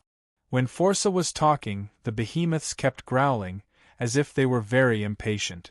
If Forza hadn't restrained them, they would have rushed over. Xavier's face changed greatly. He didn't think that he could stop Forza and more than 20 behemoths. He temporarily abandoned the dignity of the dragon race and put most of his hope on Han Jin. Han Jin had unfathomable and mysterious power. He believed that Han Jin could burst out stronger fighting power than himself. Of course, if Han Jin really wanted to join the battle. "What do we have to talk about?" Han Jin smiled. "You are used to destruction, and I want to develop and survive. We are like darkness and light. It is impossible for us to compromise." "Destruction? Destruction?" Forza paused for a moment. "It seems that you have heard a lot of bad rumors about the orcs." "Not only did I hear it, but I also saw it," Han Jin said unhurriedly. "When you just stepped into the swamp area, I met your army. Do you know what I was thinking at that time? I want to kill all of you." Xavier became particularly low-key at this moment, silently listening to the tit-for-tat conversation between Han Jin and Forza. In fact, He hoped that Han Jin would continue to talk with Fasa until the gravity enchantment disappeared. This time, Forza was silent for a long time. After a long time, he said, "Sir Raphael, you have never been to Fado City, so you don't understand the pain of the beastmen. Just because you saw something, you must be against the beastmen. Isn't that too arbitrary?" "The pain of the beastmen?" Han Jin smiled. "I thought that you have always been very happy." Forza pretended not to hear the sarcasm in Han Jin's words and continued, "The elves are beautiful, at least they won't arouse the hatred of other races when they meet. What about us? I don't need to say it in detail, do I? Humans can master fighting energy and magic, but what about us? We can only seek to improve ourselves through the pain and the madness of abandoning everything. Even the dwarves have their own racial advantages, not to mention the powerful creatures like the titans and the dragons. The beastmen have nothing. Our strength and victory often come at the cost of countless lives. It can even be said that we are the most vulnerable." "Wait," Han Jin suddenly interrupted, showing a very shocked look, as if he had discovered something. "What?" Forza was also a little surprised. Could it be that his words had moved this young lord? "I remember you said at the beginning that if there was an eternal gravity enchantment on the whole continent, then the beastmen would become the most powerful race. Is that right?" Han Jin's eyes became extremely cold. "Can I think of it this way? In fact, the Golden Blood royal family has long been aware of the shortcomings of the beastmen, so you have been working hard to change the situation. Unfortunately, it turns out that if you develop peacefully, you will be left far behind by all the other races. In the end, you chose the most direct way, which is to destroy. If all the other races on the continent disappear, then the beastmen will become the only masters. No one can pose a threat to you anymore." Forza was speechless. If what Han Jin said was true, then the beastmen's calculations were too vicious. If the Golden Blood royal family had never thought so, then Han Jin's framing was too vicious. Forza didn't know how to respond. "We have nothing to talk about, Sir Forza." Han Jin sighed softly. "We really have nothing to talk about." He had a judgment in his heart that he didn't know whether it was right or wrong. In his evaluation of the beastmen, Solomon seemed to have made a formal mistake. The whole continent thought that the beastmen were a simple and vulgar race, and that their race had never given birth to a praiseworthy culture and wisdom. Therefore, Solomon didn't think deeply about why the beastmen always fought against everything in a violent and cruel way. He only attributed this to the short-sightedness and superficiality of the beastmen's civilization. If his feeling was correct, then the beastmen had been systematically slaughtering and destroying other races to make up for their shortcomings in the most extreme way. Then, he had to revise his plan. Xavier was anxious and couldn't help but look at Han Jin. How could he turn hostile? But he didn't dare to wink at Han Jin, fearing that Forza would see through it. "Sir Raphael, do you think that the dragons will be sincere in being friends with you?" Forza was still making a final effort. What a joke! The proud dragon race would never make friends with other inferior lifeforms. They're just using you. Yes, they are using me, but what about you? You are not only going to destroy me but also the entire human race. Han Jin was now stubborn. What a pity! Forza let out a long sigh. Well, then let me experience the true power of a dragon slayer. You should have done this earlier. Han Jin said lightly. I sincerely advise you that strength is what you are good at. Don't continue to show your naive mind. For me and Xavier, this is meaningless. You can't divide us, so now you are using the dragon slayer to drive a wedge between us? Ha ha ha! Xavier laughed out loud. Han Jin had already made it clear, so there was no need for him to deliberately keep a low profile. Raphael, do you know what is the most ridiculous thing in the world? Details were very important, and Han Jin was a person who paid great attention to details. Xavier directly called him by his name, which indirectly showed Xavier's attitude. He had already regarded him as a friend. "What is it?" Han Jin asked with a smile. "You don't know how to use your strengths, but you like to desperately magnify your shortcomings." Xavier laughed. "A vulgar orc is showing his wisdom, demeanor, and elegance in front of us.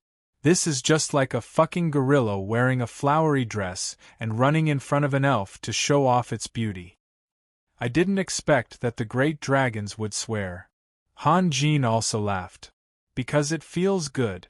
Xavier's laughter became louder. Laugh all you want," Forza said coldly. The muscles on his face were a little twisted, but he tried to control his emotions. "I hope you can laugh to the end." Han Jin and Xavier paused at the same time, and then a new round of laughter broke out. This time, even Han Jin lost his composure. There was no other reason than that Forza continued to show his demeanor.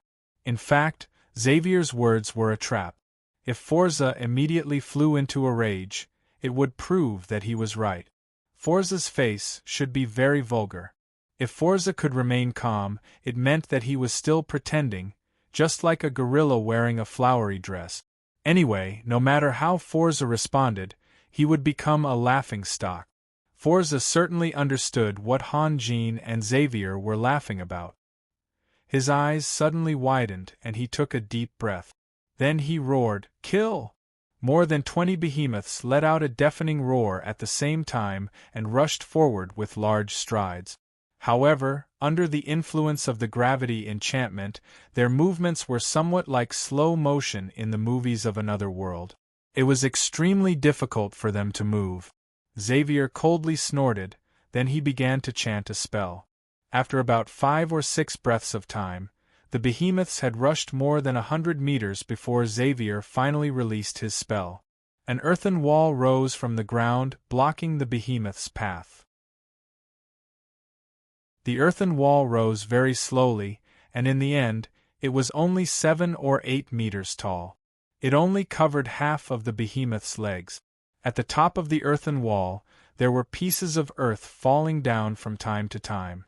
It seemed like the earthen wall wasn't very sturdy, but this height was enough.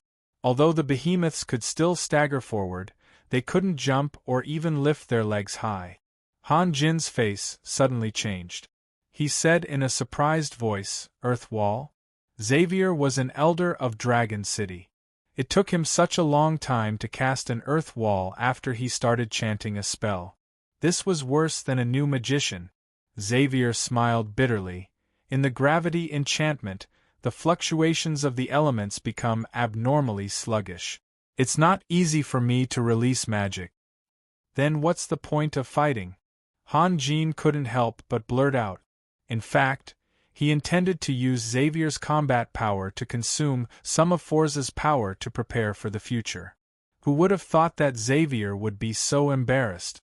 "Raphael, you." Xavier's eyes were full of pleading. "I practice combat magic. In such a powerful gravity enchantment, I almost lost my combat power." Han Jin also showed a bitter smile. "I thought you were an elder of Dragon City, and your magic attainments must be much deeper than mine." Who would have thought? The two men with ulterior motives looked at each other. The reason why they had laughed at Forza without any scruples was that they had confidence in each other. But now they were exposed. Of course, Han Jin was the only one with ulterior motives.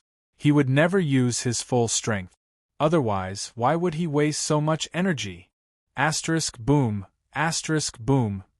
Asterisk a series of loud noises came from the front. Although the behemoths were also greatly affected, their attack power was still extremely ferocious. Under the constant slapping of their sharp claws, more than a dozen places on the earth wall were forcibly smashed apart in just a few seconds. Then, the behemoths rushed in from the gaps and continued to charge forward. The one who rushed to the front was Forza. He could even trot. In terms of physical strength, he was much stronger than Han Jin and Xavier. While the behemoths were destroying the earth wall, Xavier began to chant again.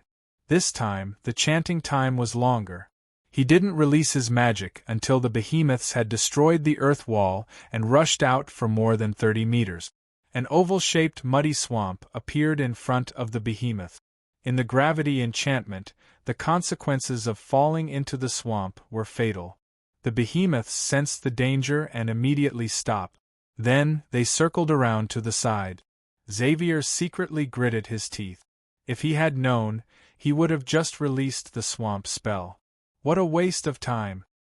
He wanted to deceive the eyes of the behemoths. If they couldn't see the difference between the mud and the earth, they would definitely fall into it. Unfortunately, under the influence of the gravity enchantment, the mud pool sank deeply, like an underground lake of fire. No matter how stupid the behemoths were, they wouldn't jump into it. "Raphael, you really can't do anything?" Xavier asked anxiously. If Han Jin asked for any conditions at this moment, he would agree to almost anything. "I can temporarily increase my combat power at the cost of burning my life, but it can't last long." Han Jin was somewhat helpless. "How long?" "A few minutes." "Raphael, please." Xavier begged again. He felt that Han Jin should be holding back. "Impossible," Han Jin flatly said. "Although we are already friends, I won't sacrifice my life for nothing. And even if I use all my strength, I can't stop so many behemoths." Xavier was silent. Han Jin's attitude was very sincere. Just like when Fasa was trying to divide them, Han Jin didn't say anything about his relationship with Dragon City, or that he was a person who valued trust, so he would never give up on an ally. If Han Jin said that, Xavier would never believe it. On the contrary, Han Jin clearly showed his hatred for the orcs, so he refused Fasa's olive branch. The latter was very credible, at least Xavier believed it. Now, if Han Jin said that he couldn't release his power, or that he had done his best, Xavier wouldn't believe it either. However, Han Jin was very sincere and said that he could do better, but it would be very dangerous for him, and he might even die, so he wouldn't do it. Xavier had no reason to doubt him. The behemoths had been divided into two teams. More than a dozen behemoths went around one side and rushed toward the dragons that couldn't move. Fasa himself only took 5 or 6 behemoths and rushed toward Han Jin and Xavier. Obviously, he thought that all the dragons were dead, and Han Jin couldn't stop him. At most, he could escape with the cover of the earth. It was also possible that Han Jin's magic had lost its effectiveness in the gravity enchantment, so he would kill Han Jin as well. Xavier roared and rushed forward to stop Fasa. His magic had lost its effectiveness. In this gravity enchantment, it would take him a long time to chant the spell, and Fasa wouldn't give him a chance. At this moment, Xavier regretted. He shouldn't have tried to figure out the purpose of the orcs first. If he had prepared his magic when Fasa first stepped into the gravity enchantment, he wouldn't be in such a difficult situation now. "Do you want to compete with your fists?" Fasa laughed and approached Xavier in a few steps. He then punched Xavier's chest first. "Die!" Xavier roared and punched out as well. The movements of the two men were slow and stiff. There was no skill to speak of. They couldn't even be compared to ordinary people because they had to use more than 90% of their strength to resist the huge gravity. Bang! The two men's fists collided. Fasa's body shook and then stabilized. However, he sank deeper, and even his knees disappeared into the ground. Xavier sat on the ground. His buttocks and lower back couldn't be seen. He looked like a big child sitting in a baby's cradle. Every dragon was born with tyrannical power. Xavier had also experienced close combat, but compared with Forza, there was still a big gap between him and Forza. The behemoth behind Fasa took a step forward and waved its giant claws toward Xavier. Xavier was shocked and rolled a few meters away to avoid Fasa's trampling and the giant claws of the behemoth. With a loud bang, the behemoth's arms, which were 7 or 8 meters long, sank into the ground. It wasn't just Fasa and Xavier who weren't used to fighting in the gravity enchantment. The behemoth was the same. As a result of using too much force, it completely lost its balance. Most of the behemoth's head sank into the ground. It used its last free hand to support itself on the ground and roared, trying to pull its head and arms out. After all, a holy beast was a holy beast. If it had a little bit of wisdom, it would have been able to grab Xavier with its remaining hand. Xavier was so scared that he broke out in a cold sweat. He rolled and crawled to escape. He never thought that the behemoth could still be so powerful. In fact, at this moment, Fossa wasn't terrible. It was the behemoths that were terrible. While rolling, Xavier glanced at Han Jin, who was also rolling and crawling to avoid the attack of the behemoth. Was it really impossible? Before Xavier could recover, another behemoth passed by its companion and reached Xavier in 2 steps. It raised its foot and stomped on Xavier. Xavier had no choice but to roll to the side again. This was the most embarrassing battle he had ever experienced. He wanted to maintain his dignity as a dragon, but he needed to regain his balance first. By the time he regained his balance, the behemoth would have already stomped him deep into the ground. You're tuning in to the Phoenix Knights YouTube channel. Don't forget to subscribe and join us on this journey to catch the most captivating stories.